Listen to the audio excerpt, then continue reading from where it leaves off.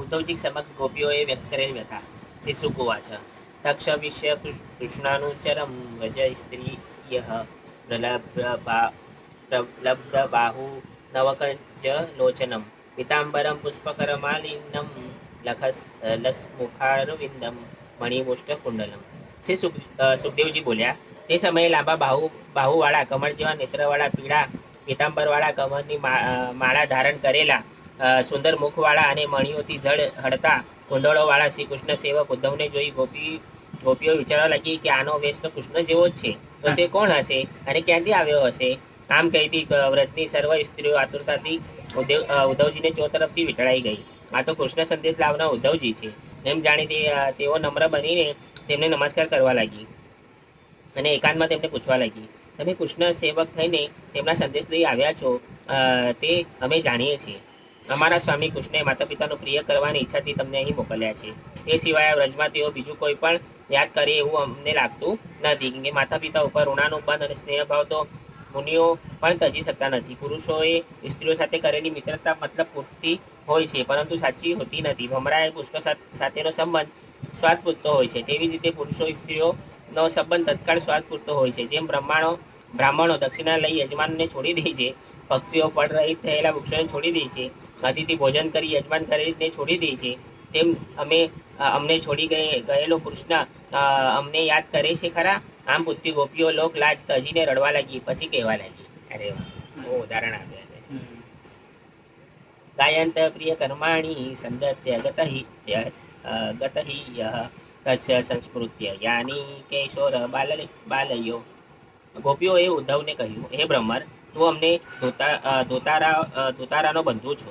કૃષ્ણ હવે મથુરાની માનીતી સ્ત્રીઓને ભલે મનાવ્યા કરી, તેમનો એ કુમકુમ રૂપ પ્રસાદ યદુવંશીઓની સભામાં હાસ્ય કરવા પાત્ર છે. તે ભલે એમની પાસે જ રહ્યો, તારા મારફતે અમને તે મોકલાવવાની શું જરૂર હતી? તેમનો દૂધ એવો તું અને તારો સ્વામી બંને સરખા સ્વાર્થી છો. તારા સ્વામીએ પણ તારી જેમ અમને પોતાનું મોહક અમૃતધાર રૂપ એકવાર પાઈને તર છોડી દીધી છે. અમને તો આશ્ચર્ય અને ખેદ પણ થાય છે કે આવા અકૃત કૃષ્ણના ચરણકમળને લક્ષ્મીજી કેમ સેવે છે? અમે તો જંગલમાં રહેનારી સ્ત્રીઓ છીએ. લક્ષ્મીદેવી પોતે જેના ચરણની રજ સેવતી હોય છે, તેની આગળ અમે કઈ ગણતરીમાં? જેને માટે અમે પતિ અને પરિવાર તજ્યા છીએ, છતાં તે કૃષ્ણ અમારો ત્યાગ કર્યો છે, તો તેની સાથે સમાધાન શું કરવું? જેણે પારધીની પેટે છુપાઈને વાનરરાજ વાલીને વિંધ્યો હતો, જેણે બલિ રાજા પાસેથી દાન મેળવીને તેને વરુણપાસથી બાંધ્યો હતો, તે કાળજાના કૃષ્ણ મિત્રતા અમારે હવે કરવી નથી. પણ હવે શું કરીએ?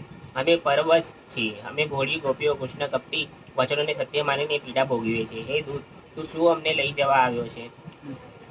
ત્યાં આવીને અમારે શું કામ છે? તેના કરતાં હે ઉદ્ધવ, તું અમને કૃષ્ણના કુશળ સમાચાર કહે. તે વજ્રને ગોવાળિયાઓને અમને યાદ કરે છે ખરા? ઉદ્ધવજીએ કહ્યું, મથુરામાં બિરાજમાન કૃષ્ણનો હું ખાસ મિત્ર ઉદ્ધવ તેમનો સંદેશ લઈને આવ્યો છું. ગોપીઓ તરત બોલી, ઉદ્ધવ, શું કૃષ્ણ એકલો મથુરામાં જ છે? એ તો સર્વત્ર છે. જો પેલા કદમના વૃક્ષ ઉપર ચડીને વાંસળી વગાડી રહ્યો છે. તમને એ નથી દેખાતો? તમને વાંસળીઓનો અવાજ નથી સંભળાતો? ઉદ્ધવજી કાંઈ બોલતા નથી. ત્યારે એક ગોપી બોલી, ઉદ્ધવ, તને જો કૃષ્ણનો સાક્ષાત્કાર થયો હોય તો તે છોડીને તું અહીં આવ્યો જ ન હોત, અને એને છોડીને આવ્યો છું એવું તું કહે જ નહીં. હજુ ઉદ્ધવજી ગોપીઓના પ્રેમને સમજી શકતા નથી, તેથી વિચારે છે ગોપીઓને વ્યાપક નિર્ગુણ બ્રહ્મનો ઉપદેશ આપું, તત્વનો ઉપદેશ આપું. ઉદ્ધવજી ગોપીઓને સગુણ નિર્ગુણ બ્રહ્મનો ઉપદેશ આપે છે. આ સાંભળી ગોપીઓ હસી પડે છે ને કહે છે, અમે ગામડાની અભણ ગોપીઓ સગુણ નિર્ગુણ બ્રહ્મમાં શું સમજીએ? અમે તો કૃષ્ણ પ્રેમમાં તન્મય છીએ. અમારા વ્યાપક બ્રહ્મને આરાધવા માટે અમારી પાસે મન ક્યાં છે? એ તો કાનૂનો ચોરી ગયો છે. ભગવાનને કઈ 10-20 મન નથી બનાવ્યા, મન એક જ હતું, તે શ્યામ સાથે ચાલ્યું ગયું. હવે ક્યાં મન વડે અમે તમારા નિર્ગુણ બ્રહ્મનું આરાધન કરીએ? વાહ વાહ, કેટલું સરસ ઉદાહરણ આપ્યું ગોપીએ કે અમારું જે મન હતું એ તો અમે કૃષ્ણને અમે આપી દીધું. તમે કોને સમજાવશો? કયા નિર્ગુણની કે અને નંબર ગીત આવશે આગળ. તો કોઈ પણ વસ્તુ કૃષ્ણને જે કહેવાની છે એ ડાયરેક્ટલી નથી કહી રહ્યા ગોપી અને રાધા રાણી માતા, એ બ્રહ્મરનો સંબંધીને કહી રહ્યા છે. કે બ્રહ્મર કાળો હોય, બધામાંથી મધ લઈ લે, બરાબર? તો બધા, હા, તો એવી રીતે બધી વસ્તુઓ એમનો ઉદ્દેશ્યના ગોપીઓએ બ્રહ્મર ગીત પણ ગાયું છે, અને બધો સંબોધન સ્વયં કાનાની પ્રયત્ન. એમ એ કટાક્ષમાં કટાક્ષમાં બ્રહ્માંડનું ગીત છે. સીધું નામ લઈને નહીં હા, કીધું, જેવી ઉદાહરણ રીતે આપેલું. 4 થી 5 ભાગવતમમાં ગીતો છે. ભ્રમર ગીત છે, ગોપી ગીત છે. આ બધા જે ગીતો છે એ બધા મહત્વના વેણુ ગીતો ગીત. છે આમાં. વેણુ ગીત છે, આ બધા ગીતો છે આમાં. એમ તો બ્રહ્માંડનો સંબોધીને રાધાણી માતા પણ કટાક્ષ વ્યક્ત કરે છે કૃષ્ણ પ્રત્યે કે અમને કેને ગયા પણ પાછા હજુ સુધી આવ્યા નથી એમ. વંદે નંદવ્રજ સ્ત્રીણામ પાદરેણુ ભીક્ષણમ ભીક્ષણસ યાશા હરિકથો ગીતમ પુનાતિ ભુવનત્રય. ઉદ્ધવજી ગોપીઓનું સાંત્વન કરતા વ્રજમાં મહિનો સુધી રોકાઈ ગયા. શ્રી કૃષ્ણ લીલા ગાતા તેમની વ્રજવાસીઓને આનંદ પમાડ્યો. હવે ઉદ્ધવજી યશોદામાં નંદરાય તથા અન્ય ગોવાળીઓની સંમતિ લઈ મથુરા જવા તૈયાર થયા. ત્યારે રાધાજી કહે, ઉદ્ધવ, તારા મિત્ર કૃષ્ણને કહેજે કે જલ્દી ગોકુળમાં આવે અને ગોકુળને સનાત કરે. નંદ યશોદાજીએ કહ્યું, મનમો વૃત્તયો ન શ્રુ કૃષ્ણ પ્રાબાંબુ ભ્રશયા વાચો વિધાયિની નામના કાશ્યત પ્રણાદિષુ કર્મભિમ્રામ્યમાણાનામ યત્ર ક્વામીશ્વરેચ્છયા મંગલાચરિતે દાને રતતિ કૃષ્ણ ઈશ્વરે. અમે એટલું જ ઈચ્છીએ છીએ, અમારા મનની એક એક વૃત્તિ સંકલ્પ વૃક્ષના ચરણ કમળોના આશ્રય કરીને રહે. અમારી વાણી સતત તેમના નામનું ઉચ્ચારણ કરવામાં, શરીર પ્રણામ કરવામાં, આજ્ઞાનું પાલન કરવામાં અને સેવામાં લાગી રહે. અમને મોક્ષની સહેજ પણ ઈચ્છા નથી. અમારા કર્મો અનુસાર અમને જે કઈ યોનિ જન્મ મળે તે જન્મમાં અમે શુભ આચરણ કરીએ, દાન કરીએ. ફળ સ્વરૂપ અમને અમારા કૃષ્ણમાં અમારી પ્રીતિ ઉત્તરોત્તર વધતી રહે. આમ સંદેશો કહેતા નંદ બાબા સર્વ ગોપીઓ રડી પડ્યા. નંદરાય, યશોદાજી, સર્વ વ્રજવાસીઓ, ગોપીઓ વિવિધ ઉત્તમો ભેટ આપી ફરીથી ભગવાન શ્રી કૃષ્ણને અનેક રીતે યાદ કરીને વિવિધ સંદેશો કેળાવી ભક્તિભાવપૂર્વક વિદાય કર્યા. હે રાજન, આમ ગોવાળિયાએ શ્રી કૃષ્ણની ભક્તિ વડે સત્કાર કરેલો ઉદ્ધવજી મથુરા નગરી પાછા આવ્યા. તેમણે શ્રી કૃષ્ણને પ્રણામ કરી વ્રજવાસીઓનો અત્યંત ભક્તિભાવ વર્ણવી બતાવ્યો. નંદરાય અને ગોપાલોએ આપેલી ભેટો શ્રી કૃષ્ણ, બલરામ, રાજા અને ઉગ્રસેનને અર્પણ કરી. કૃષ્ણાય પ્રણિપ્રત્યાહ ભક્તત્યુદ્રેવ વજોક્ષામ વાસુદેવાય રામાય રાણેર ચોપાય નંદદાત. શ્રી કૃષ્ણે કુબ્જાને ઘેર પધાર્યા. શ્રી શુકોવાચ અત વિજ્ઞાન ભવાન સત્વા સર્વાત્મા સર્વદર્શનમ શેરધન્યા કામત્પ્રયા વિમચ્છિમ ચિન્ગૃહ્યયો. તે સુખદેવજી બોલ્યા. ત્યારબાદ સર્વના આત્મા, સર્વના દ્રષ્ટા એ ભગવાન શ્રી કૃષ્ણ કામથી તપ્ત એવી કુબ્જા પ્રિય કરવાની ઈચ્છા તેમને ઘેર ગયા. શ્રી કૃષ્ણ મથુરા પધાર્યા. તે દિવસે કુબ્જા અને ચંદને અર્પણ કર્યું હતું. તે ભગવાને તેનું કુબડું અંગ સુંદર કરી આપ્યું હતું અને તેના ઘેર પધારવા વચન આપ્યું હતું. તેથી ભગવાન ઉદ્ધવજીને સાથે લઈ કુબ્જાના ઘેર ગયા. ભગવાનની કૃપાથી સુંદરી રૂપ પામેલી કુબ્જાનું ઘર મહાકિંમતી રાજ રચીલાવાળું, શૃંગારસવાળું સામગ્રીથી ભરેલું અને સુગંધી ધૂપ દીવા પુષ્પોથી મહેકતું હતું. કુબ્જાએ ભગવાનને પોતાને ઘેર પધારેલા જોઈ તરત તેમના ભારપૂર્વક આદર સત્કાર કર્યો. ઉદ્ધવજીનો પણ યથાયોગ્ય સત્કાર કર્યો. ઉદ્ધવજી પોતાના આપેલા આસનને માત્ર હાથથી અડીને જમીન ઉપર બેસી ગયા. ભગવાન શ્રી કૃષ્ણ મહાકિંમતી શયન ઉપર બેઠા. ત્યારબાદ સર્વ શૃંગારો સજીને કુબ્જા લજ્જાપૂર્વક હાસ્ય કરી અને વિલાસ દ્રષ્ટિ કરતી શ્રી કૃષ્ણ પાસે આવી. ભગવાન કૃષ્ણએ તેના સર્વ મનોરથ પૂર્ણ કર્યા. પછી ભગવાને તેને વરદાન માંગવા કહ્યું. ત્યારે તે દુર્ભાગ્ય સ્ત્રીએ ગોપીઓની માફક ભગવાનની નિષ્ઠા નહીં માંગતા પ્રાકૃત દ્રષ્ટિની ભોગની જ માંગણી કરી. ભગવાન તો સર્વનું માન રાખનાર અને સર્વના ઈશ્વર છે. તેમણે કુબ્જાનો અભિષ્ટ વરદાન આપી તેને પૂજાનો સ્વીકાર કર્યો. પછી પોતાના પ્રિય ભક્ત ઉદ્ધવજી સાથે પોતાના મહેલ પધાર્યા. જે મનુષ્ય આરાધવા મુશ્કેલ અને સર્વ ઈશ્વરના પણ ઈશ્વર એવા વિષ્ણુ ભગવાનને આરાધી તેમની પાસે ફક્ત વિષય સુખ માંગે છે તે દુષ્ટ બુદ્ધિવાળો છે, કારણ કે વિષય સુખ તો તુચ્છ છે. સાચી વાત. કુબ્જાએ તુજ વસ્તુ માંગી હતી. અક્રૂરને હસ્તિનાપુર મોકલ્યા. ભગવાને અક્રૂરને વચન આપેલું કે હું તમારે ત્યાં આવીશ. તેમનું પ્રિય કરવા તેમની પાસે કંઈ કામ કરાવવાની ઈચ્છાથી ભગવાન શ્રી કૃષ્ણ એક દિવસ બલરામ ઉદ્ધવની સાથે તેમના ઘેર ગયા. અક્રૂરે ભગવાનને પોતાના ઘેર આવતા જોઈને તેમની સામા ગયા અને ભેટી અભિનંદન આપી અત્યંત આનંદ પામ્યા. તેમણે શ્રી કૃષ્ણ તથા બલરામને વંદન કર્યું. એટલે તેઓએ પણ સામા પ્રણામ કર્યા અને અક્રૂરજીએ ત્રણેય આસન આપી તેમનું પૂજન કર્યું. પછી અક્રૂરજી કહેવા લાગ્યા, તમે બંને ભાઈઓએ પાપી કંસને અને અનુચરો સાથે માર્યા. તે અતિ ઉત્તમ કર્યું. તમારા કુળને તમે અપાર સંકટમાંથી ઉગારી લઈ બહુ સારું કર્યું. હે પરમાત્મા, આપ કેવળી સ્વતંત્ર હોવા છતાં તમે અનેક સ્વરૂપમાં દેખાવ છો. રજોગુણ, તમોગુણ, સત્વગુણ રૂપ પોતાની શક્તિઓથી તમે જગત સર્જો છો, સહારો છો, પાડો છો. છતાં તે ગુણો ગુણો કે કર્મો વડે બંધાતા નથી. હે ઇન્દ્રિયાતીત પરમાત્મા, સર્વ દેવો, પિતૃઓ, ભૂતગણો અને મનુષ્ય આપની જ મૂર્તિઓ છે. આપના ચરણોદક રૂપ ગંગાજી પણ ત્રણેય લોકને પવિત્ર કરે છે. આપ સંપૂર્ણ જગતના એકમાત્ર પિતા અને ગુરુ છો. એવા આપ આજે મારે ઘેર પધાર્યા, તેથી અમારા ઘર ધન્ય ધન્ય થઈ ગયા.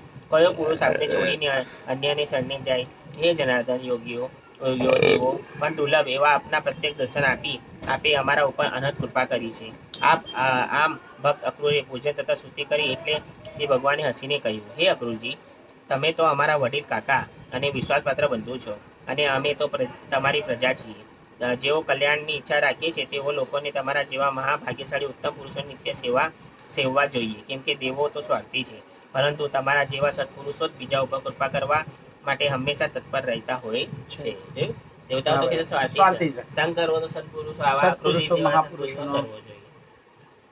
પૃથ્વી ફક્ત જળમાં જ તીર્થો નથી, ફક્ત માટી કે પથ્થરની મૂર્તિઓ જ દેવો નથી. ખરા તીર્થો તો આપ જેવા પુરુષો રૂપી તીર્થો છે, જે પોતાના દર્શન માટે લોકોનું કલ્યાણ કરે છે.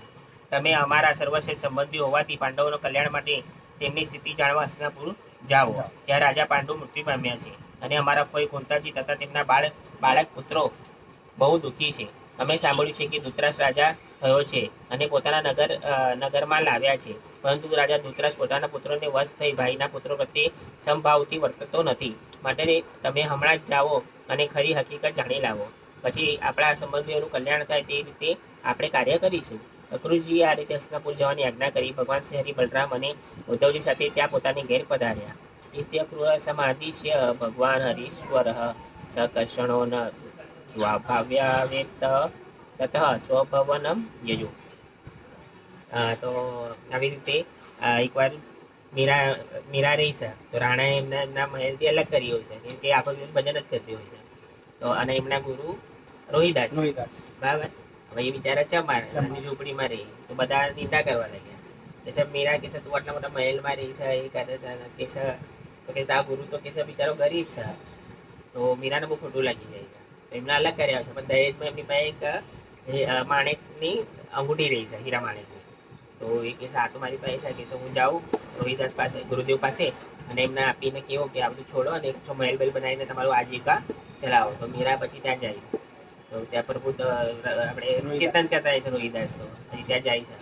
રોહિદાસના કેસે લો, ગુરુદેવ કે તમે લો, અને કે ચામડાનું કામ બધું બંધ કરો, કે મહેલ કે તમે બનાવીને તમારું આજીવિકા ચલાવો. કે અરે મીરા, તું મારી શિષ્ય થઈને કે તું આવી વાત કરે છે, તને કે મેં આખો ગિરનાર આપી દીધો, તો બી કે તું આવવામાં પડી છે, કે તું મને આ આપે છે. તો કે મારે તો આ વૈભવ છે, કે મારી ઝૂંપડી છે કાશી છે, અને કે આ કુંડ છે ગંગાજી છે. તો ગંગાજીમાં ખાલી આમ પાણી આમ કરે છે અને આમ નીચે નાખે છે. તો ભાઈ નીચે જુઓ છો તો આખા હીરા માણેકના મીરાને કે જો એટલે તારી પાસે એક જ છે, મારી પાસે તો આ બધા એટલે સોચો એટલે મીન્સ એ સ્તરે ગયા પછી આ બધી વસ્તુ તુચ્છ છે. સંત નામદેવનું નતું ઉદાહરણ આપ્યું. હા, એ સંત નામદેવ પણ પોતે ભજન જ કરે છે. તો રાજા આવશે એમના એક વખત પ્રવચનમાં, તો રાજા ખુશ થઈ જાય છે સંત નામદેવના પ્રવચનથી. તો કે એમના સૈન્યને કે મોકલાવો છે, મંત્રીઓને મોકલાવો, જાઓ એટલે સોનાનું પલંગ છે, સોનાનું પલંગ લઈ આવો. બરાબર. તો બાજુમાં ચિત્રા નદી વહતી હોય છે, તો સ્વયં નામદેવ તો લઈ જાય છે સોનાનું પલંગ, એમના બધા સૈનિક લોકો રાખીને જાય છે, સેના લોકો, પણ એ તો બધી નદીમાં નાખી દેશે સંત નામદેવ. અને પછી રાજાને જાણ થાય છે, તો અહીંયાથી કહે છે કે આને તો સોનાનો પલંગ નદીમાં નાખી દીધો કે છે. હા, તો કે છે બાપરે, આ સોનાનો પલંગ કે આટલી મોટી મેં ભેટ સોગાદ આપી, એના એને કઈ વેલ્યુ ના કરી. તો પછી રાજાના પાસે લઈ જવા માટે આવે છે. તો રાજાની પાસે પ્રાર્થના કરે છે કે જે નદીમાં મેં નાખ્યો છે કે પલંગ, હું હમણાં કે છે ચંદ્રભાગા નદીના પ્રાર્થના કરીશ તો તમને તમારો પલંગ પાછો આપી દેશે. તો સંત નામદેવ પ્રાર્થના કરે છે ચંદ્રભાગા નદીના, કે એ ચંદ્રભાગા નદી, જે મને ભેટ સોગાદ આપી હતી રાજાએ, પણ મારી માટે તો એ તુચ્છ છે. મને એક વખત વિઠ્ઠલ મળી ગયા તો મારી માટે આ બધી વસ્તુઓ તુચ્છ છે. તો ચંદ્રભાગા નદીને પ્રાર્થના કરે છે. તો એવા 50 પલંગો, એ બી હીરા જડતથી રચેલા, કાકા શણગારેલા, એવા 50 પલંગો ચંદ્રભાગા નદીમાંથી બહાર આવે છે. સ્વયં રાજા જોઈને વિચાર કરે છે કે મેં તો ખાલી એક જ પલંગ આપ્યો હતો, પણ આ સંત ભગવાનના કેવા સાચા ભક્ત છે કે 50 પલંગ મને ચંદ્રભાગા નદીમાંથી આપ્યા.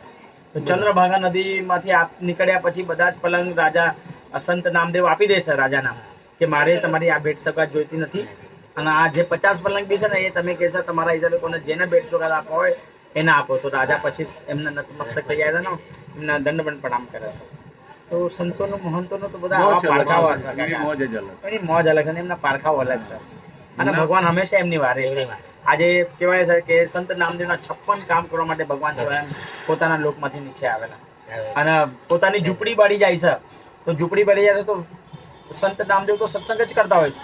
તો આજુબાજુ વાળા બધા બ્રાહ્મણો કે છે અરે કે છે સંત નામદેવ તમારી કે છે ઝૂંપડી પડી રહી છે, અમુક વસ્તુ તો કે છે એમાંથી કાઢો, કે છે જવા દો એની ચિંતા નથી, કારણ કે અહીંયા સત્સંગ કરતો તો મને એની ચિંતા રહેતી હતી કે ત્યાં મારા ઘરમાં ઘર ખુલ્લું છે અને અમુક વસ્તુ મારી પડી છે. તો ચલો ભગવાને એ ચિંતા બી બાળી મારી કે છે, અને કે છે બધું જ સળગાવી દીધું. બીજા દિવસે જ પછી રાત્રે સત્સંગ ખતમ થયા પછી આવે છે જોવો છો તો આખી ઝૂંપડી પડેલી છે, કઈ વસ્તુ નથી, બધું રાખ થયેલું છે. બોલો, પણ એ રાખમાં બી ભગવાન વિઠ્ઠલના જોવા છે. અને પછી બીજા દિવસે સ્વયં ભગવાન વિઠ્ઠલ અને રૂકમણી માતા પોતે કુંભાર પેલું કડિયાનું કામ કરવા માટે આવે છે, અને આખું ઘર બનાવી નાખે છે, ઘર મહેલ આખો બનાવી નાખે છે એક દિવસમાં. એ બી પાછો તો આજુબાજુ વાળા કે છે અરે કે છે સંત નામદેવ તમે તો એવા કયા કડિયા લોકોને બોલાવ્યા ને કારીગર લોકોને બોલાવ્યા કે એક દિવસમાં તમારો તો પાછો મહેલ પણ બનાવી નાખ્યો એ લોકોએ. તો કે છે એની માટે ઘર બાળવા પડે છે, કે તમે ઘર બાળો હમણાં તો તરત જ કે છે આવશે બીજા કર્યા અને કારીગરો તમારા ઘરે. ભગવાનના સંત નામદેવના 56 કામ કરવા માટે, નરસિંહ મહેતાના 52 કામ કરવા માટે ભગવાન સ્વયં સાક્ષાત ત્યાંથી આવે, કારણ કે એમની ભક્તિનું સ્તર એ લેવલનું હતું, કારણ કે સર્વસ્વ પોતે સરેન્ડર હતા, શરણાગત હતા. તાર મળવો જોઈએ, સરેન્ડર હતું. પતંગને કેવું દોર મળે છે હા, એવો એના દોર મળવો જોઈએ, કનેક્ટિવિટી. સવારે જ 12મો અધ્યાય વાંચ્યો હતો ગીતાનો. સરળ જ કીધું છે ભગવાન કે મને એવા પ્રિય છે મારા ભક્તો જે દ્વેષ ના કરે, અહંકાર ના કરે, નિરંતર મારું સ્મરણ કરે, બસ બીજું કઈ જ નહીં કરવાનું. અને કે એકવાર અને કે આટલું તમે કરશો તો તમે મારા થઈ ગયા, આમાં તમે કોઈ સંદેહ મત કરો. બસ અને આપણે એ છોડીને આપણે આ પૈસા આ તે બધું એટલે મીન્સ જે કરવાનું છે, આજીવિકા માટે ઠીક છે, બાકી પણ પછી એમાં જે અત્યાચાર પચાર એવું તો એ ગલત છે. નીચે થોડું બંધ કરી નાખો, ખલાસ થઈ ગયો છે. હા, ક્લાસ થઈ ગયો છે. ઇવન ભક્તિ સિદ્ધાંત સરસ્વતી મહારાજના પણ ગુરુ મહારાજ હતા, પ્રભુપાદના ગુરુ મહારાજ ભક્તિ સિદ્ધાંત સરસ્વતીના પિતાજી હતા ભક્તિ વિનોદ ઠાકોર. ભક્તિ વિનોદ ઠાકોરના જગન્નાથદાસ બાબાજી મહારાજ, હા નહીં, ગૌરકિશોરદાસ બાબાજી મહારાજ. તો એ પણ એટલા એમનું ભજન જ એટલું હતું. તો ભક્તિ વિનોદ ઠાકોર એમના ગુરુ હતા ગૌરકિશોરદાસ બાબાજી મહારાજના. પરંતુ ભક્તિ સિદ્ધાંત સરસ્વતી ઠાકોરને કીધું કે નહીં, તમે અગર દીક્ષા લેવાના હોય તો તમે એની પાસે દીક્ષા. તો એક વખત કઈ કટાક્ષમાં ભક્તિ સિદ્ધાંત સરસ્વતી ઠાકોર એમના બોલી ગયા હતા, તો એમને દીક્ષા જ નતા આપતા. પછી કેટલી આજીવિકા કરી, એમની અનેક પ્રકારની સેવાઓ કરી.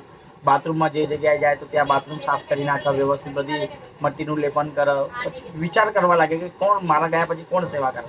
પછી ખબર પડે છે કે ભક્તિ સિદ્ધાંત સરસ્વતી ઠાકોર મારી આ બધી પ્રકારની સેવા કરે છે. ત્યાર પછી જઈને એમના દીક્ષા આપે છે ભક્તિ સિદ્ધાંત સરસ્વતી ઠાકોર મહારાજના, ભક્તિ જગન્નાથદાસ બાબાજી મહારાજ. કેમ? કારણ કે એમનું ભજનનું બળ હતું એવું, અને એ જ ભજનના મેન તો ભજન બળ છે. ગુરુ મહારાજનું ભજન બળ હશે ને તો એ શિષ્યમાં આવશે, અને તો એ શિષ્ય પછી ઉન્નતિ કરશે આધ્યાત્મિક માર્ગમાં. એમ તો જો ભક્તિ સિદ્ધાંત સરસ્વતી મહારાજે જ્યારે પહેલી જ વાર જોયા હતા પ્રભુપાદજીના 1922માં આવી રીતે જ પ્રવચનમાં બેઠા હતા અને છેલ્લે સુધી બેઠા હતા, તો ભક્તિ સિદ્ધાંત સરસ્વતી મહારાજ સમજી ગયા કે આ એક મહાન શિષ્ય છે. અમારા આચાર્યને પરંપરામાં કીધું હતું કે એક સેનાપતિ ભક્ત આવશે, તો આ મારો સેનાપતિ ભક્ત હશે. એટલે તરત જ પહેલી જ મિટિંગમાં પ્રભુપાદજીને કીધું એમણે કે અભયચરણ, તમે કહેશો વિદેશમાં તમે બનેલા ગણેલા છે, તમે વિદેશમાં જઈને મહાપ્રભુના સંદેશનો પ્રચાર કરો. અને એ 32 વર્ષ પછી પ્રભુપાદજીએ પોતાના ગુરુની વાણીને સાર્થક કરી. એની દ્રષ્ટિ કેવી હશે? વિચાર કરો, પારખી લીધા એમણે. આ જ વસ્તુ હોય છે ગુરુમાં, આ જ એક લાક્ષણિકતા હોય છે. કારણ કે ગુરુમાં સ્વયં રાજામાં સ્વયં ભગવાનના અંશ હોય છે, એ જાણી જાય છે કે કોનામાં શું છે. એની પહેલા બી ભક્તિ સિદ્ધાંત સરસ્વતી મહારાજે 2 પોતાના શિષ્યોને મોકલાવેલા, એ બી સંન્યાસી શિષ્ય હતા, પરંતુ એ એટલો પ્રચાર નતા કરી શક્યા ત્યાં જઈને, પરંતુ પ્રભુપાદજીએ કરી. બોલો કૃષ્ણ કનૈયા લાલ કી જય. ધૃતરાષ્ટ્રનું વર્તન જાણી અક્રૂર મથુરા પાછા આવ્યા. શિશુકુવાચ સગત્વા હસ્તિનાપુરમ પૌરવેન્દ્ર યશો હિતમ દર્દશત્રંગાપિકેયમ સભિષ્ય વિદુરપૃથામ. શ્રી સુખદેવજી બોલ્યા, અક્રૂરજી શ્રી કૃષ્ણની આજ્ઞા મુજબ પુરુવંશી રાજાઓ યશ રૂપ તેમને બાંધાવેલા દેવ મંદિરો અને બ્રાહ્મણ મંદિરો યોગ હસ્તિનાપુર ગયા. ત્યાં જઈ તેમને ધૃતરાજ, ભીષ્મ, કુંતી, દ્રોણાચાર્ય, કર્ણ, દુર્યોધન તથા અન્ય સંબંધીઓને મળ્યા. કુંતાજીને પાંડવોને મળીને તેમના કુશળ સમાચાર પૂછ્યા. હે રાજન ધૃતરાજ, પાંડવોની સાથે કેવો વ્યવહાર કરે છે તે જાણવા અક્રૂરજી કેટલાક મહિના સુધી ત્યાં રોકાયા. ધૃતરાષ્ટ્રનો દુષ્ટ પુત્રો દુર્યોધન અને ધૃતરાષ્ટ્રને પોતાની મરજી મુજબ વર્તનવાની ફરજ પાડતા હતા. તેથી ધૃતરાષ્ટ્રમાં પોતાની સ્વતંત્ર બુદ્ધિ કશું જ કરવાની હિંમત ન હતી તેવી માહિતી અક્રૂરજીને મેળવી. તેમણે એ પણ જાણ્યું કે ધૃતરાષ્ટ્રનો સાળો શકુની ધૃતરાષ્ટ્રને પોતાની કુટિલ યોજના પ્રમાણે ધાર્યા કામો કરાવતો હતો. અક્રૂરજીએ વિદુર તથા કુંતાજી પાસે કૌરવોનો દુષ્કૃત્યની વાત જાણી લીધી. કુંતાએ પોતાના ભાઈ અક્રૂરને પોતાની પાસે આવેલા જોઈ આંખમાં અશ્રુ સાથે મથુરા બધા સગા સંબંધીઓના ખબર અંતર પૂછ્યા. તેઓ બોલ્યા, હે સૌમ્ય, મારા માતા પિતા, ભાઈ બહેન, તમારા ભત્રીજાઓ, રાજ પરિવારની સર્વ સ્ત્રીઓ, મારા પ્રિય સખીઓ અને સર્વે મને યાદ કરે છે. મારો પ્રિય ભત્રીજા, શરણાગતનું રક્ષણ કરનાર ભક્ત વત્સલ ભગવાન શ્રી કૃષ્ણ તથા બળવાનોમાં શ્રેષ્ઠ બલરામ પોતાની આ દુઃખથી ઘેરાયેલી ફોઈને અને તેના અનાથ દીકરાઓને યાદ કરે છે કે નહીં? મને તો મારા પુત્રોને વસુદેવ શ્રી કૃષ્ણ બલરામ ક્યારે સાંત્વન આપવા આવશે, ક્યારે ધીરજ આપવા આવશે? તેમના સિવાય મારું કોણ છે? તમે મારા ભત્રીજાઓને કહેજો કે હે કૃષ્ણ, હે ગોવિંદ, હે દામોદર, હે શરણાગત વત્સલ, હું મારા 5 પુત્રો સહિત તમારે શરણે આવી છું. આ દુઃખી પીડિત કોઈનું રક્ષણ કરો. યોગેશ્વર તે જ્ઞાન સ્વરૂપ શ્રી કૃષ્ણને મારા નમસ્કાર હો. વાહ. બોલો કૃષ્ણ કનૈયા લાલ કી જય. આમ કુંતાજી પોતાના સ્વજનોને તથા જગદીશ ઈશ્વર શ્રી કૃષ્ણને યાદ કરી દુઃખી થઈ રડવા લાગી. એટલે અક્રૂરજી તથા વિદુરજીએ તેમને આશ્વાસન આપ્યું અને તેમના પર ભાગ્યશાળી પુત્રો તો ધર્મ, વાયુ, ઇન્દ્રના કારણ રૂપે ઉત્પન્ન થયા છે એમ કહી તેમના પરાક્રમો વર્ણવી સર્વ સારા દિવસો આવશે એમ કહી શાંત પાડ્યા. પછી અક્રૂરજી પોતાના પુત્રો ઉપર પ્રેમ રાખનાર અને પાંડવો ઉપર વિષમ દ્રષ્ટિવાળા રાજા ધૃતરાજ પાસે ગયા અને તેમને શ્રી કૃષ્ણ અને બલરામનો સ્નેહ સંદેશો આપતા કહ્યું, હે વિચિત્ર વીરના પુત્ર, તમારા ભાઈ પાંડુ રાજાના મૃત્યુ બાદ તમે હવે રાજગાદી પર આવ્યા છો. તેથી ધર્મ શાસન કરજો, પ્રજાને સદાચારથી પ્રસન્ન કરજો અને પોતાની સંબંધીઓ તરફ રાગ દ્વેષ નહીં રાખતા સમાન ભાવે રાખશો તો કલ્યાણ અને કીર્તિ પામશો. નહીંતર પ્રજામાં નિર્દ બની નરકમાં ગતિ થશે. માટે પુત્રો અને પાંડવો તરફ સમભાવથી વર્તજો. હે રાજન, આ જગતમાં કોઈને કોઈની સાથે અધિક સહવાસ રહેતો નથી, કારણ જીવ એકલો જ જન્મે છે અને એકલો જ મૃત્યુ પામે છે. તથા પાપ પુણ્યનું બધું ફળ પણ તેને એકલાને જ ભોગવવું પડે છે. અલ્પ બુદ્ધિવાળા મનુષ્યોએ અધર્મને એકલું કરેલું ધન તેમના મૃત્યુ બાદ બીજા સગા વાલા પુત્રો ખોટા બહાનાઓ કાઢી લૂંટી જાય છે અને જેમને પોતાની માનીને અધર્મથી પોષે છે અંતે તે મનુષ્યને અસંતુષ્ટ સ્થિતિમાં છોડીને ચાલ્યા જાય છે. માટે જ હે રાજન, આ લોકોને નાશવંત જોઈ બુદ્ધિથી મનને વશ કરી શાંત થઈને સમાન ભાવ સ્થાપજો. ત્યારે રાજા ધૃતરાજ બોલ્યા, હે મહાદાની અક્રૂર, તમે જે કલ્યાણવાળી કહો છો તે સાંભળતા હું તૃપ્ત થયો નથી, પરંતુ પુત્ર સ્નેહથી વિષય બનેલા મારા અસ્થિર કરેલા યદુપતિ શ્રી કૃષ્ણએ માયાને કયો પુરુષ ઓળંગી શકે તેમ છે, અને એ જ માયાનો માર્ગ તો ચિંતન ન કરી શકાય તેવો છે. ભગવાન પોતે પણ એ માયા થકી જ આ સંસાર ઊભો કરીને તેમાં પ્રવેશ કરે છે તથા કર્મો કરી કર્મફળો પામે છે. હું તેવા પરમ સામર્થ્યવાન પરમાત્માને નમસ્કાર કરું છું. શ્રી સુખદેવજી બોલ્યા, આમ ધૃતરાજ રાજાએ અભિપ્રાય જાણી યાદવ અક્રૂરજી સંબંધીઓની રજા લઈ પાછા મથુરા આવ્યા અને પાંડવો પ્રત્યે ધૃતરાજનું વિષમ વર્તન શ્રી કૃષ્ણ બલરામને વર્ણવી સંભળાવ્યું. શશાંક રામ કૃષ્ણાભ્યાતરાશવી ચેષ્ટિતમ પાંડવાનાં પ્રતિ કૌરવ યદતે સ્વયં ઇતિ દસમસ્કન પૂર્વાર્ધ. ઉત્તરાર્ધ છે. અચ્છા, ઉત્તરાર્ધ છે. 2 સ્કંદ સામાન્ય. ઇતિ પૂર્વાર્ધવા ઉત્તરાર્ધ. બરાબર. બોલો કૃષ્ણ કનૈયા લાલ કી જય. દસમ સ્કંદ ઉત્તરાર્ધ, નિરોધ લીલા. શ્રીમદ ભાગવતનો દસમ સ્કંદ નિરોધ લીલાનો છે. આ સ્કંદ ભગવાનનું હૃદય કહેવાય છે.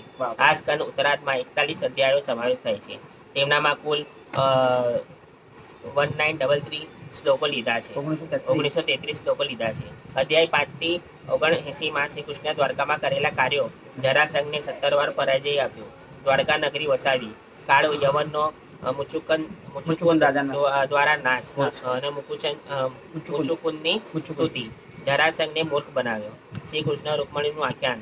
પ્રદ્યુમ્નને સંબરાસુરનો વધ કર્યો. સ્વયંતક મણિનું આખ્યાન. શ્રી કૃષ્ણના લગ્નો. મૂળ દૈત્યનો નાશ. ભૌમાસુરનો વધ. પારિજાતકની કથા. રૂકમણીને કોપાવી શ્રી કૃષ્ણ પછી શાંત કર્યા. બલરામે રૂકમીનું કોપાવી શ્રી કૃષ્ણને પછી શાંત કર્યા અને બલરામે રૂકમીનો વધ કર્યો. રૂકમણીનો ભાઈ રૂકમી. અચ્છા, રૂકમી. ઉષા અનિરુદ્ધનું આખ્યાન. નુગરાજને શાપ મુક્ત કર્યો. બલરામ ગોકુળમાં અને બલરામે મદથી યમુનાને ખેંચી પ્રોંડકનો વધ કર્યો. સુદક્ષિણાનો નાશ કર્યો. બલરામે દ્વિવિધ વાનરનો વધ કર્યો. સામને છોડાવવા બલરામે હસ્તિનાપુર ખેંચ્યું. નારદજીએ અનેક સ્વરૂપે શ્રી કૃષ્ણને જોયા. શ્રી કૃષ્ણનો નિત્યક્રમ. રાજાઓના દૂતે શ્રી કૃષ્ણને કરેલી વિનંતી. શ્રી કૃષ્ણની ઇન્દ્રપ્રસ્થમાં પધરામણી. યુધિષ્ઠિરે રાજસૂય યજ્ઞની તૈયારી આદરી. ભીમસેન દ્વારા જરાસંઘનો વધ. રાજાઓને તેમના રાજ્ય પાછા સોંપ્યા. શિશુપાલનો વધ. દુર્યોધન માનભંગ. યાદવ સાલનું યુદ્ધ. સાલનો વધ કર્યો. દંતવક્ર વિદુરથનો વધ કર્યો. બલરામે રોમહર્ષણનો વધ કર્યો. બલદેવે બલ્વનો વધ કર્યો. આમ અધ્યાય 80-81 સુદામાજીનું આખ્યાન. અધ્યાય 42-84 કુરુક્ષેત્રે ખાતે છવાયેલા શ્રી કૃષ્ણ. પૂર્વી સ્ત્રીઓમાં શ્રી કૃષ્ણ કથા. કુરુક્ષેત્રમાં વસુદેવનો યજ્ઞ મહોત્સવ. અધ્યાય 85 વસુદેવે શ્રી કૃષ્ણએ કરેલી સ્તુતિ. દેવકીજીને મરેલા પુત્રો લાવી આપ્યા. અધ્યાય 86 અર્જુને સુભદ્રાનું હરણ કર્યું. 52 લાખ શ્રુતદેવનું આતિથ્ય. અધ્યાય 87 વેદસ્તુતિ વર્ણવામાં આવી છે. અધ્યાય 88 ને 89 ભગવાન વિષ્ણુની શ્રેષ્ઠતાના પ્રસંગો આપવામાં આવ્યા છે. અધ્યાય 90 સંક્ષેપમાં કૃષ્ણ લીલા લેવામાં આવી છે. પેલું માઇક ને તો લગાડે એ ચાલી પછી બાપરે કેટલું બધું સારું. મહાભારતના બધું મિક્સ. હવે ભગવાનનું દ્વારકાનું બધું આવશે. અધ્યાય 50-79 શ્રી કૃષ્ણએ દ્વારકામાં કરેલા કાર્યો. શ્રી કૃષ્ણ બલરામે જરાસંઘને 17 વાર પરાજય આપ્યો. 17 વાર પરાજય કર્યો. કારણ કે એમાં કેવું થાય છે, કંસને માર્યો. હવે કંસના સસરા હતા જરાસંઘ. જરાસંઘને જાણ થાય છે કે મારા જમાઈના એના ભાણિયાએ મારી નાખ્યો. એટલે જ નંદ મહારાજના ભગવાન કહે છે કે તમે જાઓ ગોકુળ પાછા, હું તમારી સાથે આવતો નથી. કારણ કે મામાના જેટલા પણ શત્રુ છે એ હવે પરાજયની માટે એટલે મારી સાથે હવે યુદ્ધ કરશે. તો ગોકુળમાં મારી પાસે કોઈ અસ્ત્ર શસ્ત્રના સાધનો નથી કે હું એની સાથે ત્યાં લડાઈ કરી શકું. એટલે તમે જાઓ, આ બધું પતાવીને પછી હું આવીશ એવું સાત્વનતા આપીને નંદ મહારાજના મોકલી આપ્યા. હવે અહીંયા હવે જેવી જાણ થઈ તો કૃષ્ણ બલરામ મથુરાના ગેટ પરના કિલ્લા પર છે. બધી સેનાને કીધું તમે શાંતિથી રહો, અમે બંને જણા સર, અમે બંને જણા જોઈ લો. હવે જરાસંઘ બધી પોતાની સેનાને લઈને આવે છે અને બધી જ સેનાનો પરાજય કોણ કરી નાખે છે. તો બલરામ ભગવાન કહે છે કે હું મારું હોલથી કહે છે એને લાવવું એ ખેંચું અને જરાસંઘને મારી નાખું. તો કૃષ્ણ ભગવાન ના પાડે છે. કૃષ્ણ ભગવાન કહે છે બલરામ ભગવાન દાઉજી તમારે એને મારવાના નથી. એ કહે છે એની જેવા બીજા બધાના પણ પાછા લઈને આવશે. આપણે બેઠા બેઠા એ કામ કરવાનું છે. જેટલા પણ પાછા લાવે એના આપણે પાછા બહાર આવીને આવી રીતે આપણે એ બધા જ આખા રાજાઓના સૈન્યનો આપણે વધ કરીશું. આપણે કોઈ જગ્યાએ જવાની જરૂર નથી. તો 17 વાર, તો એવી રીતના 17 વાર હર એક વર્ષે બધા રાજાઓના પ્રજાઓને જમા કરે અને એકત્રિત કરીને સ્વયં મથુરાની પર ચડાઈ કરીને યુદ્ધ કરે. કોણ? જરાસંઘ. તો આવી રીતે 17 વાર એણે યુદ્ધ કર્યું ભગવાનની સાથે. પછી 17મી વારની વખતે શું કર્યું એણે? બ્રાહ્મણોનું ભોજન કરાવ્યું. હા, હર વખતે બ્રાહ્મણોનું ભોજન કરાવે. બ્રાહ્મણોનું ભોજન કરાવીને બ્રાહ્મણોના આશીર્વાદ બી લે. બ્રાહ્મણો બી કે વિજય ભવ.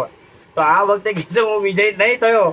17મી વખત જ્યારે બોલાવે છે ત્યારે કહે છે હવે હું વિજય નહીં થયો તો તમારા બધાના મસ્તક હું કાપી કાઢીશ. તો બ્રાહ્મણ સ્વયં ભગવાન તો આપણે કહે છે કે ગૌ બ્રાહ્મણ હિતાય છે જગત હિતાય કૃષ્ણાય ગોવિંદાય નમઃ. તો બ્રાહ્મણના તો રક્ષણ ગૌપાલક છે. તો સ્વયં ભગવાનને જાણ થાય છે કે અરે બ્રાહ્મણો નક્કી કર્યા હતા, બધાને બધું ખવડાવી પીવડાવ્યું છે, બ્રાહ્મણોના લાડવા બાડવા. બ્રાહ્મણો વિચાર કરે છે કે આના લાડવાના બધું ભોજન કરીને આપણે ગલતી કરી કે છે કે આવતો ડાયરેક્ટ આપણા મસ્તક છેદનનું કામ કરતો ભગવાન નારાયણની પાસે જાય છે અને પ્રાર્થના કરે છે કે હે નારાયણ તમે અમારી આ બધી વસ્તુઓમાંથી રક્ષા કરો. તો જેવો યુદ્ધ લઈને આવે છે અને કાલ નેમી નામના રાક્ષસના યોદ્ધાને લઈને આવે છે પાછો, તો એના મુચુકુંડની ગુફા સુધી ભગવાન પાછળ બગાડીને લઈ જાય છે. આવીને મુચુકુંડની ગુફામાં લઈ જાય છે અને મુચુકુંડ ત્યાં એના કાલનેમીના મારે છે. તો આ કાલનેમી જે રાક્ષસ હોય છે, દૈત્ય હોય છે, એને તપસ્યા કરી હોય છે. શંકર ભગવાનની પાસે આશીર્વાદ માંગ્યો છે કે હું યાદવનો નાશ કરું, પરંતુ ભગવાન એનો નાશ કરી નાખે છે. મુચુકુંડથી એને મરાવે છે અને ભાગતા ભગવાન રણ છોડી નાખે છે. બલરામ ભગવાન કહે છે કે આજે યુદ્ધ થોડું કર્યા પછી ભગવાન ભાગવા લાગે છે. તો કહે છે બલદેવ ભગવાન કહે છે કે કાના તું ભાગસ કેમ? કે છે આપણે તો કાલનેમી આવે છે એટલે તું ડરી ગયો? કે છે નહીં, આપણે કે છે યુદ્ધ કરીએ એની સાથે. તો કે છે ભાઈ આજે યુદ્ધ કરવાનું નથી, આજે આપણે ભાગવાનું છે. કે છે આપણે કાલનેમીને મુચુકુંડથી મારવા આવવાનો છે. તો ભગવાન ભાગે છે એટલે ભગવાનનું નામ પડ્યું રણછોડ. બરાબર. હવે રણ છોડ્યું તે છતાં પણ ક્ષત્રિયના એક આમ જોવા તો કલંક લાગે, રણ છોડીને જાય યોદ્ધાઓની સામે. તો પણ તે છતાં બી આજે ડાકોરમાં એમનું મંદિર બન્યું છે કે રણછોડ ગાય. તો આપણે ગાયા છે કે ડાકોરના ઠાકોર તારા બંધ દરવાજા ખોલ. તો આપણે આ ગાય પણ છે. બરાબર. તો ભગવાનનું સ્વયં રણ છોડ્યું તે છતાં પણ ભગવાનનું મંદિર બન્યું. તો પછી મુચુકુંદ જરાસંઘ પાછળ ભાગે છે સૈન્યને લઈને. તો ત્યાં પ્રવક્ષણ પર્વત છે. તો પ્રવક્ષણ પર્વતની પર 80,000 કિલોમીટરનો મોટામાં મોટો પર્વત છે ત્યાં પ્રવક્ષણ પર્વત. તો ભગવાન પ્રવક્ષણ પર્વત પર ચડી જાય છે બલરામ ભગવાનની સાથે અને એકદમ ઉપર ચાલ્યા જાય છે 80,000 કિલોમીટરની ઉપર. ત્યાં ગયા પછી જરાસંઘના બધા યોદ્ધાઓ ત્યાં આવી જાય છે. પણ આટલો મોટો પર્વત કોણ ચડે? તો નીચેથી શું કરે છે? અગ્નિ લગાડીને એના બાળી નાખે છે પર્વતના. તો એ લોકોને એમ લાગ્યું કે બાળી નાખે તો પછી આ લોકો બે ભાઈ ક્યાં ભાગશે? તો જરાસંઘ સમજી જાય છે કે આ બે ભાઈ ત્યાં મરી ગયા. પરંતુ ભગવાન 80,000 કિલોમીટર ઉપર ચડ્યા અને ત્યાંથી સમુદ્રમાં બંને ભાઈએ લોંગ જમ્પ કરીને જમ્પ મારી અને સીધા નીકળ્યા દ્વારકા નગરીમાં. તરત જ આપણા વિશ્વકર્માના ફોન કરી દીધો કે સમુદ્રની વચમાં તમે દ્વારકા નગરીનું નિર્માણ કરો. અને જેવું એમને કહી દીધું તો ત્યાં વિશ્વકર્માએ દ્વારકા નગરીનું નિર્માણ પણ કર્યું. તો જેવા ઉપરથી લોંગ જમ્પ મારીને સમુદ્રમાં પડ્યા હતા અને ડાયરેક્ટ નીકળ્યા છે સીધા દ્વારકા નગરીમાં. ભગવાન ડાયરેક્ટ નીકળ્યા હતા પોતાની દ્વારકાને, સોનાની નગરી છે પાછી. અને જેટલા પણ યાદવો જે મથુરામાં હતા 56 કરોડ યાદવો હતા. તે બધા જ 56 કરોડ યાદવો જે રાત્રે સૂતા હતા એ બીજા દિવસે ડાયરેક્ટલી દ્વારકા નગરીમાં જે સોનાની નગરી છે બધા ઉઠ્યા. તો જોયું તો આ કઈ જગ્યાએ આવી ગયા કે છે? તો ભગવાન કહે છે કે આ આપણી દ્વારકા નગરી છે અને હવે આપણો વસવાટ હવે અહીંયા જ થશે. તો ડાયરેક્ટલી મથુરાથી બધા 56 કરોડ યાદવના ભગવાન ડાયરેક્ટલી દ્વારકા લઈ આવ્યા. દ્વારકા લઈ આવ્યા તો બધું વ્યવસ્થિત બધું પતી ગયું. ભાઈ રાજ સિંહાસન બી મળી ગયું, કંસનો બી ઉદ્ધાર થઈ ગયો. તો કે હવે ઘર બાર વાળા બી થઈ ગયા. તો ભાઈ હવે લગ્ન કરવાના કે નહીં? હવે માણસ ઘર બાર વાળો થઈ જાય, વ્યવસ્થિત કામ ધંધો થઈ જાય પછી લગ્ન કરવાના. તો પછી પેલા રેવતની કન્યાની સાથે રેવતીના લગ્ન થાય છે બલરામ ભગવાનની સાથે. અને પછી રૂકમણીના વિવાહની માટેની તૈયારી થાય છે અને સ્વયં રાક્ષસ વિવાહથી લગ્ન કરે છે ભગવાન. કારણ કે રૂકમણીની ઈચ્છા નથી, કારણ કે ત્યાં શિશુપાલ રૂકમી જે હોય છે એના લગ્ન શિશુપાલની સાથે નક્કી કરી નાખે છે. પણ શિશુપાલની સાથે રૂકમણીજીને લગ્ન કરવા નથી, કારણ કે તો નારદજી સ્વયં આવીને એમની સભામાં રોજ કૃષ્ણના ગુણગાન ગાય છે. તો રૂકમણીજીને એમ જ પ્રેમ, એમના ગુણગાન સાંભળીને જ રૂકમણીજીને પ્રેમ થઈ ગયો છે. તો બ્રાહ્મણને મોકલાવે છે લેટર લખીને, પત્ર લખીને. ફર્સ્ટ લવ લેટર રૂકમણીજીએ સ્વયં કૃષ્ણ ભગવાનની માટે લખ્યો છે અને એ લેટર પણ સ્વયં બ્રાહ્મણના હસ્તે સ્વયં મોકલાવ્યો છે. તો એકચ્યુઅલી આ જોવા જઈએ તો મહારાષ્ટ્રમાં છે અને આ જે દ્વારકા નગરી છે એ સ્વયં આપણા ગુજરાતમાં છે. એમ તો મહારાષ્ટ્રથી ગુજરાતનો બોર્ડર સફર કરવાનો છે. તો પછી રાક્ષસ વિવાહથી ભગવાન રૂકમણીની સાથે ત્યાં વિવાહ કરે છે. એ બી પાછા દ્વારકામાં લાવીને જ વિવાહ કરે છે. તો ભગવાનના ફર્સ્ટ લગ્ન એ સ્વયં એમના સસુરાલમાં નથી થયા, પરંતુ ભગવાનના ઘરે જ થયા છે. એમ તો આખી કથા છે, આવશે એ બધું. તો આ જરાસંઘનો આવ્યો તો મેં કીધું ચલો તો વિચાર કરો 17 વખત એને પરાજય કર્યો. હા, જરાસંઘ બી બળ્યો છે બાપરે. આપણે મહાભારતમાં સાંભળ્યું છે આપણે, ભીમ દ્વારા એનો યુદ્ધ. બે માનો છે, જરા રાણી ને જરા રાક્ષસી. એમ બોલો કૃષ્ણ કનૈયા લાલ કી જય. શ્રી કૃષ્ણ બલરામે જરાસંઘને 17 વાર પરાજય આપ્યો. હા. શ્રી શુકોવાચ અસ્તિ પ્રાપ્તિ સ કંસસ્ય મહિષો ભરતસ્ય ભૃતિ ભર્તરી દુખાય તેઈશ ઈયતો સ્મર પ્રીતો ગૃહાન. શ્રી સુખદેવજી બોલ્યા, હે રાજન, પતિના મૃત્યુ બાદ દુઃખથી પીડાયેલી કંસની 2 રાણી અસ્તિ અને પ્રાપ્તિ પિતા જરાસંઘને ઘેર ચાલી ગઈ. આ બંને પુત્રીઓ અસ્તિ અને પ્રાપ્તિ પિતા મગજના રાજા. રાજ જરાસંઘને પોતાનું વિધવા થવાનું સર્વ કારણ જણાવ્યું. તે અપ્રિય વાત સાંભળી જરાસંઘ શોક અને ક્રોધથી વ્યાપ્ત થયો. તેણે આજે આ જમાઈનું મગજરાજ જે છે મગધ દેશ, હા. આજે બિહારમાં છે. બિહારમાં બિહારમાં છે મગધ દેશ. ઓકે. એટલે આજનું બિહાર. બિહાર એટલે પ્રભુજી કહે છે કે આજના છોકરાઓ જે બિહારમાં આવે છે એ માતાની કૂપમાંથી જ પોલિટિક્સ શીખીને આવે છે. અરે યાની વાહ. કારણે મોસ્ટ ઓફ ત્યાં જ બધા politician મોસ્ટ ઓફ બારી પોલિટિશિયનમાં બધા ભારે ને ભારે ત્યાં જ છે, બધા બિહારમાં જ છે, યુપી બિહારમાં જ છે બધા. વિધવા થવાનું સર્વ કારણ જણાવ્યું. તે પ્રિય વાત સાંભળી જરાસંઘ શોક અને ક્રોધથી વ્યાપ્ત થયો. તેણે જમાઈનું વેર લેવા અને યાદવોનો સંહાર કરવા 23 અક્ષોની સેના. સેના સાથે લીધી અને મથુરા ઘેરી ઓ લીધું. બાપ રે, હવે વિચાર કર કે મહાભારતના યુદ્ધમાં 18 અક્ષરો સેના હતી. એમાં 11 દુર્યોધનના પક્ષમાં અને 7 ખાલી પાંડવોના પાંડવોના પક્ષમાં હતી. પક્ષમાં. અહીંયા તો એને 23 અક્ષોની સેના. એટલે બાપરે કેટલા બધા એટલો યોદ્ધાઓ બધો થઈ ગયા. બાપાને કેવું એમ કેટલા યોદ્ધાઓ હશે એમાં. કારણ કે એમાં પગપાળા વાળા અલગ, પછી હાથી પર ચલવા, હાથી પર યુદ્ધ કરનારા અલગ, પછી અશ્વ વાળા અલગ, પછી રથ વાળા અલગ. એમાં બાદી આખી ટુકડી હોય. એક ટુકડીમાં 1000 થી 1000 સેના હોય. એવી 23 સહસ્ત્ર સોની. વિચાર કરો કે કેટલા બધા સૈનિકોના યોદ્ધાઓ થઈ ગયા એમાં. એમ વિચાર કરો. શ્રી કૃષ્ણએ જોઈ લીધું કે મથુરા ચારે તરફથી ઘેરાઈ ગયું ઘેરાયેલું છે છે, હા. અને લોકો ભયભીત થઈ ગયા છે. એટલે જ સમય સંજોગો અનુસાર કામ લેવું જોઈએ એવો મનમાં નિર્ધાર કર્યો. શ્રી કૃષ્ણ પાસે 3 વિકલ્પ હતા. જરાસંઘ સિવાય કેવળ તેના સૈન્યનો જ નાશ કરવો, જરાસંઘનો નાશ કરી સૈન્યને કેદ કરવું, જરાસંઘ અને સૈન્ય બેઉનો નાશ કરવો. શ્રી કૃષ્ણ સાથે વિચાર્યું કે જરાસંઘ પોતાના તાબા હેઠળ રાજ્યની સેનાને પણ અહીં લાવ્યો છે, એટલે પહેલા તેનો સંહાર કરવો. હમણાં જરાસંઘને મારવો નહીં, કારણ કે જરાસંઘ જીવતો હશે તો ફરી સૈન્ય લાવવા ઉદ્યમ કરશે અને ફરીથી પૃથ્વી ઉપર તેટલો ભાર ઓછો કરી શકાશે. શ્રી કૃષ્ણે આ પ્રમાણે વિચારીને ચકડોળે હતા. તે વખતે આકાશમાંથી સૂર્યના સમાન તેજવાળા 2 રથ ઉતરી આવ્યા. આ રથમાં દિવ્ય આયુધો હતા અને તેમના ઉત્તમ સારથી ચલાવતા હતા. શ્રી કૃષ્ણએ કહ્યું, હે બલરામ, તમારે માટે આ રથ અને તમારા પ્રિય આયુધો આવ્યા છે. માટે રથ ઉપર બેસી આ સૈન્યનો સંહાર કરો અને સંકટમાંથી સંબંધીઓને ઉદ્ધાર કરો. આમ કહી બંને ભાઈઓએ કવચ પહેરી રથ ઉપર બેસી પોતાના હથિયારો સાથે સજ્જ થઈ નગરમાં બહાર નીકળ્યા. પછી શ્રી કૃષ્ણએ શંખ ધ્વનિ કર્યો અને સાંભળતા શત્રુઓના હૃદયો કપકપાટી થઈ ગઈ. જરાસંઘ બંને ભાઈઓને મેદાનમાં આવેલો જોઈને બોલ્યો, હે કૃષ્ણ, તો બાળક છે એટલે હું તારી સાથે નહીં લડું, તો અહીંથી ચાલ્યો જા. હે બલરામ, તને જો શ્રદ્ધા હોય તો તું ધીરજ ધરી મારી સામે લડવા આવ. અરે બાપ રે બાપ. મોટા ભાઈ બલરામ ભગવાનને કીધું.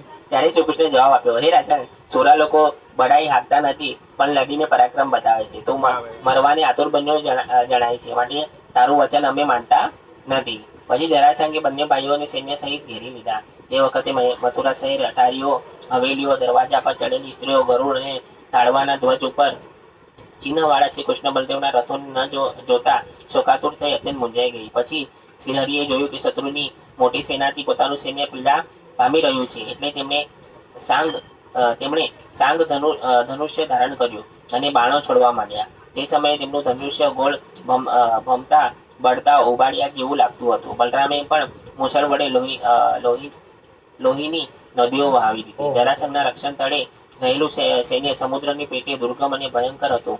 છતાં શ્રી કૃષ્ણ બલદેવે તેમનો નાશ કર્યો.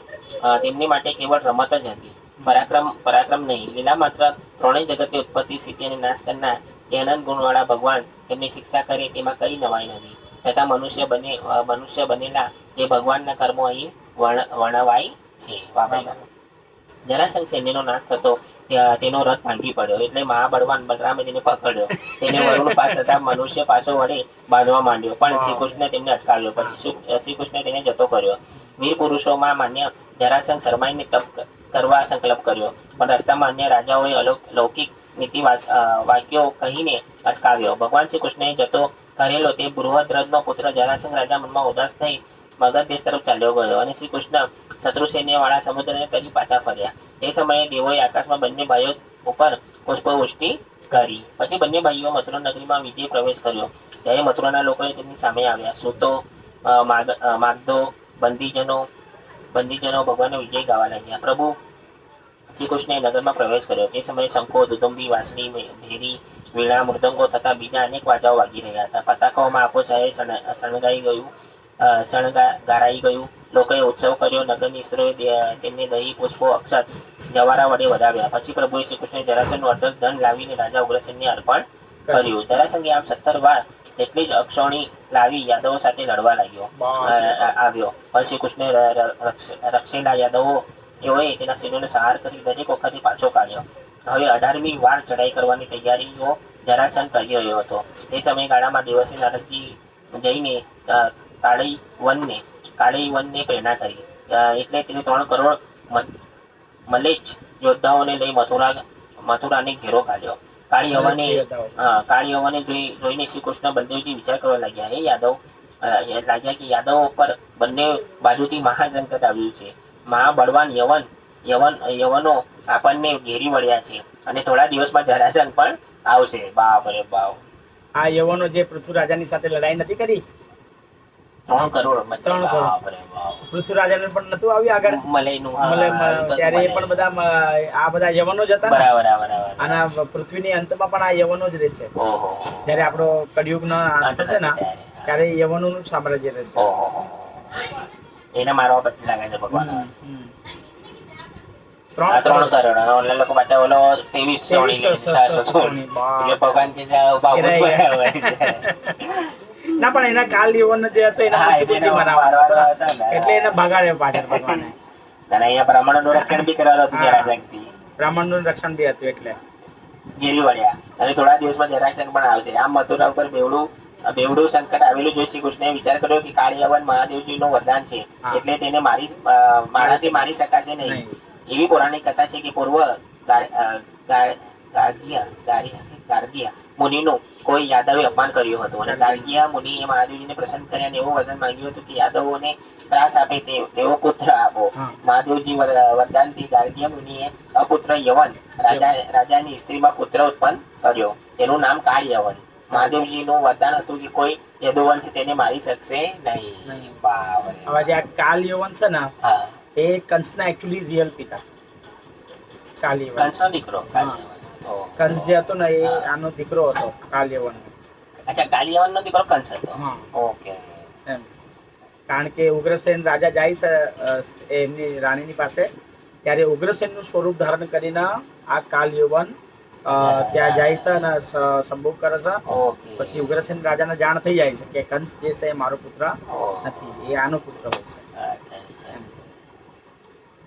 એટલે કંસે એને કેદમાં નાખ્યો. ભગવાને દ્વારકા નગરી વસાવી. ભગવાન શ્રી કૃષ્ણે વિચાર્યું કે કાળી યવન આવીને પહોંચે તે પહેલા યદુવંશોના રક્ષણ માટે મનુષ્ય પેસી ન શકે તેવો કિલ્લો બંધાવી યાદવોને ત્યાં મોકલી દઈ પછી કાળી યવનનો નાશ કરાવવો. આવો વિચાર કરી ભગવાન શ્રી કૃષ્ણ વિશ્વકર્મા પાસે સમુદ્રની વચ્ચે 12 યોજન ઘેરાવાળો એક મજબૂત કિલ્લો તૈયાર કરાવ્યો. તેની અંદર એક નગરી બનાવવાની યજ્ઞા કરી. વિશ્વકર્માએ સમુદ્રને સુવર્ણની નગરી બનાવી. તે રાજમાર્ગો, બજારો, શેરીઓ, ઘરોથી બાંધણી ખૂબ જ વ્યવસ્થિત અને વિશ્વકર્માની નિપુણતાની શોભા સમાન હતી. તેવામાં દેવતાઈ વૃક્ષો, લતાઓ, બાગ બગીચાઓ હતા. સુવર્ણ શિખરોવાળી અટારીઓ શોભતી હતી. નગરના દરવાજા ઊંચા આકાશમાં પૂછે તેવા હતા. અશ્વવાળા અન્નશાળાઓ રૂપાની તથા પિત્તળની રચી હતી. મહેલો ઉપર સુવર્ણ કળશો, પદ્મરાગ મણીના શિખરો હતા. ઘરોમાં સહેજ મરકત મણીની ભૂરચના હતી. દેવ મંદિરો ઉપર શોભાયમાન મજલાઓ હતા. નગરમાં ચારેય વર્ણના લોકો માટે વ્યવસ્થા કરી હતી, પરંતુ તેમને આ નગરી બહાર નીકળવાનો રસ્તો મળતો ન હતો. તેથી યાદવો પૂછવા લાગ્યા કે દ્વાર ક્યાં છે, દ્વાર ક્યાં છે. એટલે એનું નામ દ્વારકા પડ્યું. ત્યાં ઇવન અમુક કથા એવી બી આવે છે કે સુદામા જાય છે ને દ્વારકા નગરી, તો દ્વાર પૂછે છે કે દ્વાર ક્યાં છે, દ્વાર ક્યાં છે, ક્યાંથી જવાનું તો એટલે એનું નામ દ્વારકા પડ્યું. એનું નામ દ્વારકા પડ્યું. કા એટલે બ્રહ્મ શબ્દનો અર્થ ઉપનિષદમાં બ્રહ્મ જ કર્યો છે. દ્વાર અને કા એટલે બ્રહ્મ, કે બ્રહ્મ કયા દ્વારમાં રહેશે એના બ્રહ્મ કહ્યો છે. જ્યાં પ્રત્યેક દ્વારે પરમાત્મા છે એવી નગરી તે દ્વારકા. દ્વારકા.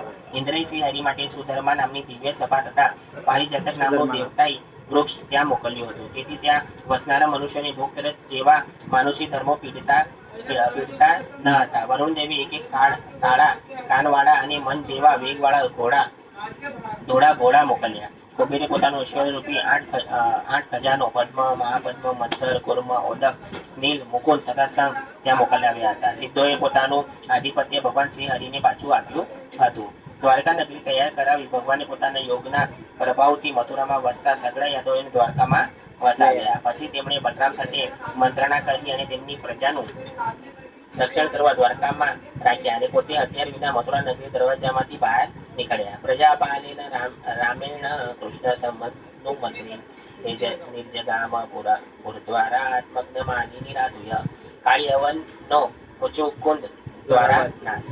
શિશુકોવાચ તત વિલોક્ય વિનિશ્ય મુચ્ચિહાનમિવોપમ દર્શનિયતમ શ્યામ પિત કૌશલ્ય વાસસમ. શ્રી સુખદેવજી બોલ્યા અત્યંત દેખાવડા શ્યામ પીતાંબરધારી, છાતીમાં શ્રી વત્સના ચિહ્નવાળા, ડોકમાં કૌસ્તુભ મણિ પહેરનારા, પુષ્પ અને લાંબી ભુજાઓવાળા, નવા કમળ સમાન લાલ નેત્રોવાળા, નિત્ય આનંદી શોભાયમાન સુંદર ગાલવાળા, મોહ હાસ્યવાળા અને ઝળકતા મકરાકાર કુંડળોવાળા શ્રી કૃષ્ણ મથુરામાંથી નીકળેલા જોઈ કાળયવન નારદે કીધે લક્ષણો ઉપરથી આ જ વસુદેવનો પુત્ર શ્રી કૃષ્ણ હોવો જોઈએ. આ કૃષ્ણ અત્યારે આયુધ વિના પગપાળો જાય છે, માટે હું આયુધ વિના પગપાળો જ જઈ આની સાથે યુદ્ધ કરું. આમ વિચારી કાળયવન આયુધ લીધા વિના શ્રી કૃષ્ણની પાછળ દોડ્યો. શ્રી કૃષ્ણ જાણે એના હાથમાં આવી જ જશે એવી રીતે દેખાડતા તે યવનરાજને દૂર એક પર્વતની ગુફા તરફ લઈ જવા લાગ્યા. કાળયવન પાછળ દોડતો જાય અને બૂમો પાડતો જાય, હે કૃષ્ણ, નાસી જવું તને યોગ્ય નથી, ઉભો રહે, યુદ્ધ કર. આમ તે બૂમો પાડતો યવન શ્રી કૃષ્ણ પાસે પહોંચી શકતો નહીં. ભગવાન શ્રી કૃષ્ણે તેની દરકાર કર્યા વિના પર્વતની ગુફામાં બેસી ગયા. ગુફાની અંદર રાજશ્રી મુચુકુંદ સુતેલા હતા. રાજશ્રી મુચુકુંદ, બરાબર, અને આ કાળયવન. ભગવાને તેમની ઉપર પીતાંબર ઓઢાડી દીધું. પાછળ આવતા કાળયવને ઋષિની ગુફામાં પ્રવેશી મુચુકુંદ રાજશ્રીને શ્રી કૃષ્ણમાંની લાત મારી.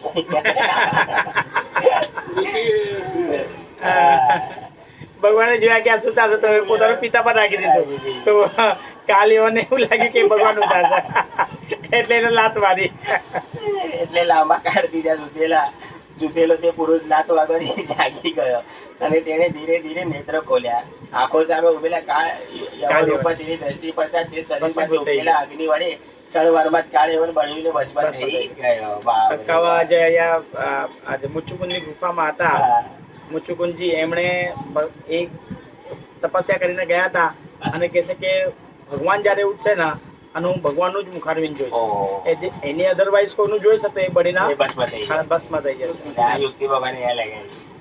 એટલે ભગવાને ડાયરેક્ટ એને મજા નતું કે અમારા હાથે મારવાનું નહીં, આમને હાથે મારે. મુચુકુંદના ગુફામાં લઈ જઈ ત્યાં એને મરાવ્યા કાળયવન. એટલે ભગવાને એમને જયારે દ્રષ્ટિપાત કર્યો તે આખો બળીમાં ભસ્મ ત્યાં થઈ ગયો કાળયવન. પરિચિત રાજાએ પ્રશ્ન કર્યો, હે બ્રહ્મન, યવન રાજાનો નાશ કરનાર તે પુરુષ કોણ, કોના વંશનો, કેવા પ્રભાવવાળો અને કોનો પુત્ર હતો, તે શા માટે ગુફામાં સૂઈ રહ્યો હતો? શ્રી સુખદેવજી બોલ્યા, તે મહાપુરુષ ઈક્ષ્વાકુ કુળમાં જન્મેલો. ઈક્ષ્વાકુ એટલે સૂર્યવંશમાં જન્મેલા માનધાતા રાજાનો પુત્ર મુચુકુંદ હતો. માનધાતા રાજાનો બાબા તે બ્રાહ્મણોનો ભક્ત અને સત્ય પ્રતિજ્ઞા વાળો હતો. તે પૂર્વે અસુરોથી ત્રાસ પામેલા દેવોએ તેની મદદ માંગી અને મુચુકુંદે સ્વર્ગમાં જઈને દેવોની રક્ષા કરી હતી. પછી સ્વર્ગનું પાલન કરનાર કાર્તિક સ્વામીને મેળવ્યા બાદ તેઓએ મુચુકુંદને કહ્યું, હે રાજન, તમે અમારું લાંબા સમય સુધી રક્ષણ કર્યું, હવે તમે વિરામ પામો. તમે અમારા ખાતર સગળા સુખો ત્યજ્યા, સર્વે વિષય ભોગો છોડ્યા. તમારા વખતની જે પ્રજા પૃથ્વી પર હતી તેનો કાળે નાશ કર્યો છે, તેમાંનું હમણાં કાંઈ રહ્યું નથી. કાળ સૌથી બળવાન છે, અવિનાશી અને સર્વનો નિયંતા ભગવાન છે. જેમ ગોવાળ પશુઓને હાકે છે, તેમ પીડા કરતો કાળ સર્વ પ્રજાને આમ તેમ ફેરવે છે. કાલો બલિના ભગવાન ઈશ્વરમ વ્યયમ પ્રજા કાલે પશુપાલો યથા પશુન. હે રાજન, તમારું કલ્યાણ થાઓ. હવે તમારી પાસેથી મોક્ષના સિવાય બીજું વરદાન માગો, કારણ મોક્ષના સ્વામી તો ભગવાન વિષ્ણુ એકલા જ છે. હમ. પરિશ્રમથી થાકી ગયેલા મુચુંગ રાજાએ દેવો પાસે નિંદ્રા જ માંગી નિંદ્રા માંગે અને કહ્યું, હે દેવો, મારી ભગવાનનું સ્વરૂપ. નિંદ્રાનો જે ભંગ કરે તે તત્કાળ બળીને ભસ્મ ભસ્મ થઈ થઈ જાય. જાય. દેવોએ તથાસ્તુ કહ્યું. એટલે મુચુકુંદ રેવતાચલ પર્વતની ગુફામાં જઈને સૂઈ ગયા. મુચુકુંદ દ્રષ્ટિ પડતા જ કાળી હવન ભસ્મ થઈ ગયો. એટલે યાદવ શ્રેષ્ઠ ભગવાન શ્રી કૃષ્ણ મુચુકુંદને દર્શન આપ્યા. દર્શન ભગવાનના દર્શન કરી મહા બુદ્ધિમાન મુચુકુંદ રાજાએ તેમના તેજથી અંજાઈ જઈને ભગવાનને પૂછવા લાગ્યા, હે દેવ, આપ કોણ છો? ભગવાન અગ્નિદેવ, સૂર્ય, ચંદ્ર, ઇન્દ્ર તથા કોઈ લોકપાલ છો? હું અનુમાન કરું છું કે આપ દેવોના દેવ બ્રહ્મા, વિષ્ણુ કે મહેશ એમ ત્રણમાંના વિષ્ણુ ભગવાન છો. કારણ આપની કાંતિ વડે અંધારી ગુફામાં પ્રકાશ ફેલાઈ ગયો છે. એટલે જરૂર આપ સાક્ષાત પરમાત્મા છો. હે મહાપુરુષ, જો આપને ગમે તો આપ પોતાના જન્મ કર્મ કુળ વિશે મને નિષ્કપટપણે કહો. એ પુરુષોમાં શ્રેષ્ઠ, અમે તો ઈશ્વાંકુ વંશના ક્ષત્રિય બંધુ છીએ. હું માનધાતા રાજાનો પુત્ર મુચુકુંદ છું. લાંબા ઉજાગરાના થાકથી હું નિદ્રાવસ્થ થઈ અહીં નિર્જન પ્રદેશમાં સ્વેચ્છાએ સૂઈ રહ્યો હતો. હમણાં મને પરાણે જગાડનાર કોઈ મનુષ્ય તેના પાપને લીધે બળીને ભસ્મ થઈ ગયો છે. અને પછી મેં આપને જોયા. આપના અસહ્ય તેથી મારું તેજ નાશ પામ્યું છે.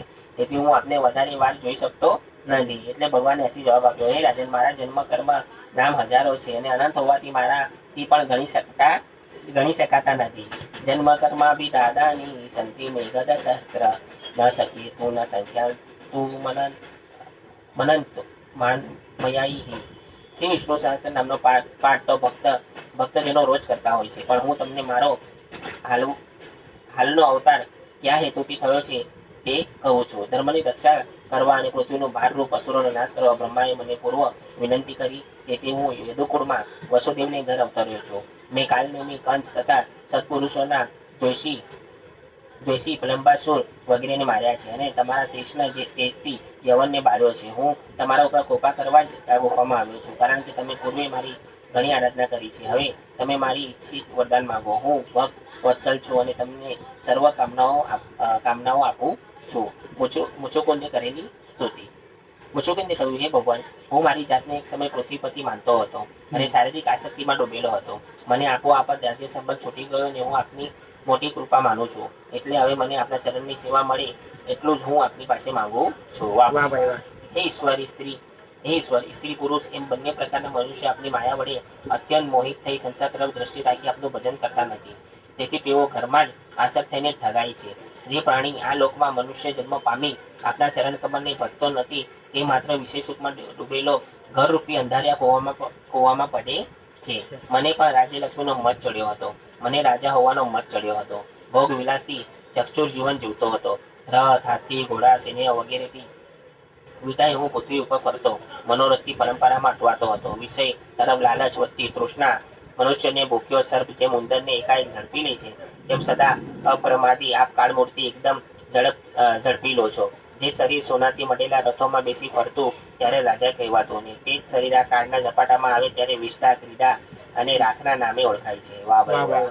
હે ઈશ્વર, વિષ્ટા, ક્રીડા અને આ ત્રણ શરીરની આપણી આ ત્રણ જ ગતિ છે. મેં લેક્ચરમાં સાંભળ્યું હતું. યા તો વિષ્ટા, કોઈ પશુ પક્ષી ખાઈ જશે તો એની વિષ્ટા બીજા દિવસે વિષ્ટા જ બનશે. વિષ્ટા પછી કીડા. કીડા એટલે પછી સમજો જમીનમાં એને આપણે દફનાવી દીધું તેમાં કીડા જ પડી જાય છે. અને રાખ, અગર આપણે એને બાળી દીધું તો રાખ થઈ જશે. તો આ શરીરની ત્રણ ગતિ છે. વિષ્ટા, કીડા અને રાખ. લાસ્ટમાં આ ત્રણ ગતિ જ થવાની છે આપણી. હે ઈશ્વર, ચક્રવર્તી રાજાને નાના મોટા રાજાઓ ભલે નમન કરતા હોય, પણ ઘરમાં તો તે સ્ત્રીઓ પાસે માકડાની પેટે વર્તન કરતો હોય છે. આમ ભટકવા મનુષ્ય સંસારનો અંત આવે છે ત્યારે તે સત્પુરુષોનો સમાગમ થાય છે અને ત્યારે જ આપની ભક્તિ સૂજે છે. આપ વિશે બુદ્ધિ થાય અને તપ માટે વનમાં નીકળી પડવા ઈચ્છતા ચક્રવર્તી રાજાઓ આપની કૃપા પામે છે. ત્યારે દેહ અભિમાની તજે છે. આપની પાસે હું આપની ચરણની સેવા વિના બીજું કાંઈ ઈચ્છતો નથી. કારણ કે કયો વિવેક પુરુષ આપ મોક્ષદાતાને આરાધી આત્માને બંધનકારક વરદાન માની રજોગુણ, તમોગુણ, સત્વગુણ બંધાતી સર્વ કામનાઓ તજ્યું નિરંજન, નિર્ગુણ અને જ્ઞાન ધન આપ પરમ પુરુષ ઈશ્વરને શરણે આવ્યો છું. હે પરમાત્મા, આ સંસારમાં હું ઘણા લાંબા સમયને કર્મો ફળથી પીડાઉં છું, તેમજ વાસનાઓને તપી રહ્યો છું. છતાં હજી મન તથા ઇન્દ્રિયો રૂપી મારા 6 શત્રુઓ તૃષ્ણા રહિત થયા નથી. તેથી મને કંઈ શાંતિ મળી નથી. માટે હું નિર્ભય સત્ય અશોક રહિત આપના શરણે આવ્યો છું. તો એ ઈશ્વર આપત્તિઓથી વ્યાપ મારું આપ રક્ષણ કરો. શ્રી ભગવાન બોલ્યા, હે મહારાજા, તમારી બુદ્ધિ નિર્મળ ઓજસ્વી છે. કારણ તમને મેં વરદાનોથી લોભાવ્યા છતાં તમારી બુદ્ધિ કામનાઓને આધીન થઈ નથી. વાહ ભાઈ વાહ. મેં તમને સાવધાન બનવા માટે વરદાનોથી લોભાવ્યા, કારણ કે મારા અનન્ય ભક્તો મારા વિશેની બુદ્ધિ અનેક વિષયો મળે તો પણ કદી આસક્તિ થતા નથી. તમે મારામાં મન સ્થાપી ઈચ્છા અનુસાર પૃથ્વી પર ફરો. તમને મારા નિત્ય અવિનાશી ભક્તિ રહો. સત્ય ધર્મમાં રહી અનેક પ્રાણીઓનો માર્યા છે, છતાં મારો આશ્રય કરી એકાગ્ર મનવાળા થઈ તપ વડે પાપનો નાશ કરો. હે રાજન, તમે હવે પછી જન્મમાં સર્વ પ્રાણીઓના પરમ મિત્ર ઉત્તમ બ્રાહ્મણ કુળમાં જન્મી અખંડ પરમાત્મા સ્વરૂપ મને પામશો. જન્માન્યાનંતરે રાજન સર્વભૂત સુતમ હોત્વા દ્વિજમ રસ્તમ વે મામુપેશ્યસી કેવલમ. શ્રી સુકુવાચ ઇતમ સૌનુગૃહીતો કૃષ્ણે સ્વાકોનંદનમ તે પરિક્રમ્ય સંયમ્ય નિસ્વા કામ ગૃહામુખાત. શ્રી સુખદેવજી બોલ્યા, હે રાજન, શ્રી કૃષ્ણએ આ પ્રમાણે કૃપા કરી એટલે ઈક્ષ્વાકુ વંશનો પુત્ર રાજા મુચુકુંદ તેમની પ્રદક્ષિણા કરી પ્રણામ કરી ગુફાની બહાર દ્વારમાંથી બહાર નીકળી જોયું તો કલયુગનો પ્રભાવ સ્પષ્ટ દેખાતો હતો. મનુષ્યો, પશુઓ, લતાઓ તથા વનસ્પતિ પ્રમાણમાં નાના ટૂંકા થતા હતા. કલયુગને આવેલો જાણી તે રાજા ઉત્તર દિશામાં ગયો. તપમાં શ્રદ્ધાવાળો, ધીર, સર્વસંગ વિનાનો અને સંશયોથી રહિત થયેલો તે રાજા શ્રી કૃષ્ણના મન સ્થાપી ગંધ માદક પર્વત પર બેઠો. ત્યાં તેણે બદ્રિકાશ્રમ જઈ ઠંડી ગરમી વગેરે સર્વ સહી શાંત થઈ તપશ્રી શ્રી હરિનું આરાધન કરવા લાગ્યો. વિચાર કરો કે સૂર્યવંશ ત્રેતાયુગમાં હતો. હવે ત્રેતાયુગ બી આખો સમાપ્ત થઈ ગયો. દ્વાપર યુગ સમાપ્ત થવા માટે આવ્યો. ભગવાન આવવા જવાની તૈયારી. અને વિચાર કરો કે એ સમયના રાજા હતા મુચુકુંદ, ત્રેતાયુગના રાજા હતા. જ્યારે બહાર આવીને જોયું તો કે કળિયુગના પ્રભાવની તૈયારી થવા લાગી. કેટલા વર્ષ હું સુઈ રહ્યા હતા અને કેટલા વર્ષ એમણે પોતાના ભગવાનના દેવી દેવતાઓના આપ્યા. ત્યારે એમને કીધું કે હવે તમે વિશ્રામ કરો. એટલે તો ગુફામાં આવ્યા એ સુવાની માટે. બાપરે, કેટલા યુગ સુધી જીવ્યા. એટલે આખો ત્રેતાયુગ ગયો, દ્વાપર યુગ ગયો. બાપરે, કેટલી મોટી આયુષ્ય હશે મુચુકુંદની, રાજાની. શ્રી કૃષ્ણએ જરાસંઘને મોટો બનાવ્યો. બીજી બાજુ શ્રી કૃષ્ણ ભગવાને યવનોએ ઘેરેલી મથુરા નગરી પાછા આવ્યા અને મચ્છેલોને સૈન્યનો નાશ કર્યો. તેઓનું બધું ધન એકઠું કરી દ્વારકા લઈ જવા માંડ્યું. ભગવાનની આજ્ઞાથી માણસો પોઠિયા પર ચડાવી ધન દ્વારકા લઈ જતા હતા. તેવામાં 23 અક્ષોણીઓથી વીંટાળેલી જરાસંઘ મથુરા આવી પહોંચ્યો. તેનાથી ડરતા હોય તે મનુષ્ય ચેષ્ટા કરતા શ્રી કૃષ્ણએ બલરામ ત્યાંથી નાઠા. તે બંનેના નાસ્તા જોઈ જરાસંઘ ખૂબ હસવા લાગ્યો અને પછી રથો અને સૈન્યો સાથે તેઓની પાછળ દોડ્યો અને ભગવાન દક્ષિણમાં પ્રવર્ષણ નામના પર્વત ઉપર ચડી ગયા. છુપાઈ ગયા. બરાબર. 80,000 કિલોમીટર લાંબો હતો. ભગવાન શ્રી કૃષ્ણ ભાઈ બલરામ સાથે પ્રવર્ષણ પર્વતમાં છુપાઈ ગયા. જરાસંઘે તેમાં તેમની ઘણી શોધ કરાવી, પણ તેઓ બંને મળ્યા નહીં. એટલે જરાસંઘ પર્વતની ચારે તરફ આખા પર્વતને સળગાવી મૂક્યો. આ સળગતા કિનારા ને 11 યોજન ઊંચા તે પર્વત પરથી શ્રી કૃષ્ણ બલદેવજી ખૂબ બળતી કૂદ્યા અને બહાર નીકળી ગયા. તેથી જરાસંઘ સૈન્યને ખબર પડી નહીં. બંને ભાઈઓએ સમુદ્ર રૂપ ખાઈ વાળી પોતાની નગરી દ્વારકામાં પાછા જઈ પહોંચ્યા. જરાસંઘે માની લીધું કે બંને ભાઈઓ આ પર્વતમાં બળી ગયા હશે, એટલે તે પોતાના મોટા સૈન્યને પાછું વાળી મગધ દેશ ગયો. શ્રી સુખદેવજી રાજા પરીક્ષિતને કથા કહી રહ્યા હતા. મોટા ભાઈ બલરામ લગ્ન થઈ ગયા. ઓખા મંડળના અધિપતિ રેવત રાજાએ પોતાની રેવતી નામની કન્યા બ્રહ્માજીના કહેવાથી બલરામ સાથે પરણાવી. હવે ભગવાન શ્રી કૃષ્ણ લક્ષ્મી દેવીના અંશ સ્વરૂપ ભીષ્મક રાજાની પુત્રી રૂકમણીને સ્વયંવરમાં લઈ આવી પરણ્યા તેની કથા કહેવાશે. બોલો કૃષ્ણ કનૈયા કી જય. શ્રી કૃષ્ણ રૂકમણીનું આખ્યાન. શ્રી કૃષ્ણ ઉપર રૂકમણીનો સંદેશ. વિદર્ભ નગરી જેને આજે લોકો અમરાવતી કહે છે, તેમાં ભીષ્મક નામે રાજા રાજ્ય કરતો હતો. તેના 5 પુત્ર અને 1 પુત્રી હતા. રાજા મોટા પુત્રનું નામ રૂકમી અને તેના નાના રૂકમરથ, રૂકમબાહુ, રૂકમદેશ અને રૂકમમાલી. આ બધા પરથી જ નામ હતી. રૂકમણીના ભાઈ 4 ભાઈ ને 1 બેન હતું અને તેની પુત્રીનું નામ રૂકમણી હતું. લક્ષ્મીજીના શાસક રૂકમણીજી રૂપે પ્રગટ થયા હતા. રૂકમણીની માતાનું નામ શુદ્ધમતી. ભીષ્મક રાજાની ઈચ્છા ભીષ્મક રાજાની ઈચ્છા રૂકમણીના લગ્ન શ્રી કૃષ્ણ સાથે કરાવવાની હતી, વાહ. પરંતુ રૂકમીએ તેનો વિરોધ કર્યો ને મારી બહેનના લગ્ન ગોપાળ સાથે નહીં પણ શિશુપાલ સાથે કરી. રૂકમણીએ પોતે શ્રી કૃષ્ણના રૂપ પરાક્રમ ગુણો સાંભળી તે પોતાને માટે યોગ્ય પતિ માન્યા હતા. તેમજ શ્રી કૃષ્ણએ રૂકમણીને યોગ્ય સ્ત્રી માની તેને પરણવાની ઈચ્છા દર્શાવી હતી. હવે રૂકમણીને જ્યારે ખબર પડી કે પોતાનો ભાઈ રૂકમી જબરજસ્તી મારા લગ્ન શિશુપાલ સાથે કરાવવા માંગે છે ત્યારે તેને ખૂબ જ દુઃખ થયું અને રૂકમીએ લગ્નની તૈયારી કરવા માંડી. એટલે શિશુપાલે જાન લઈને આવા આમંત્રણ પણ આપી દીધું.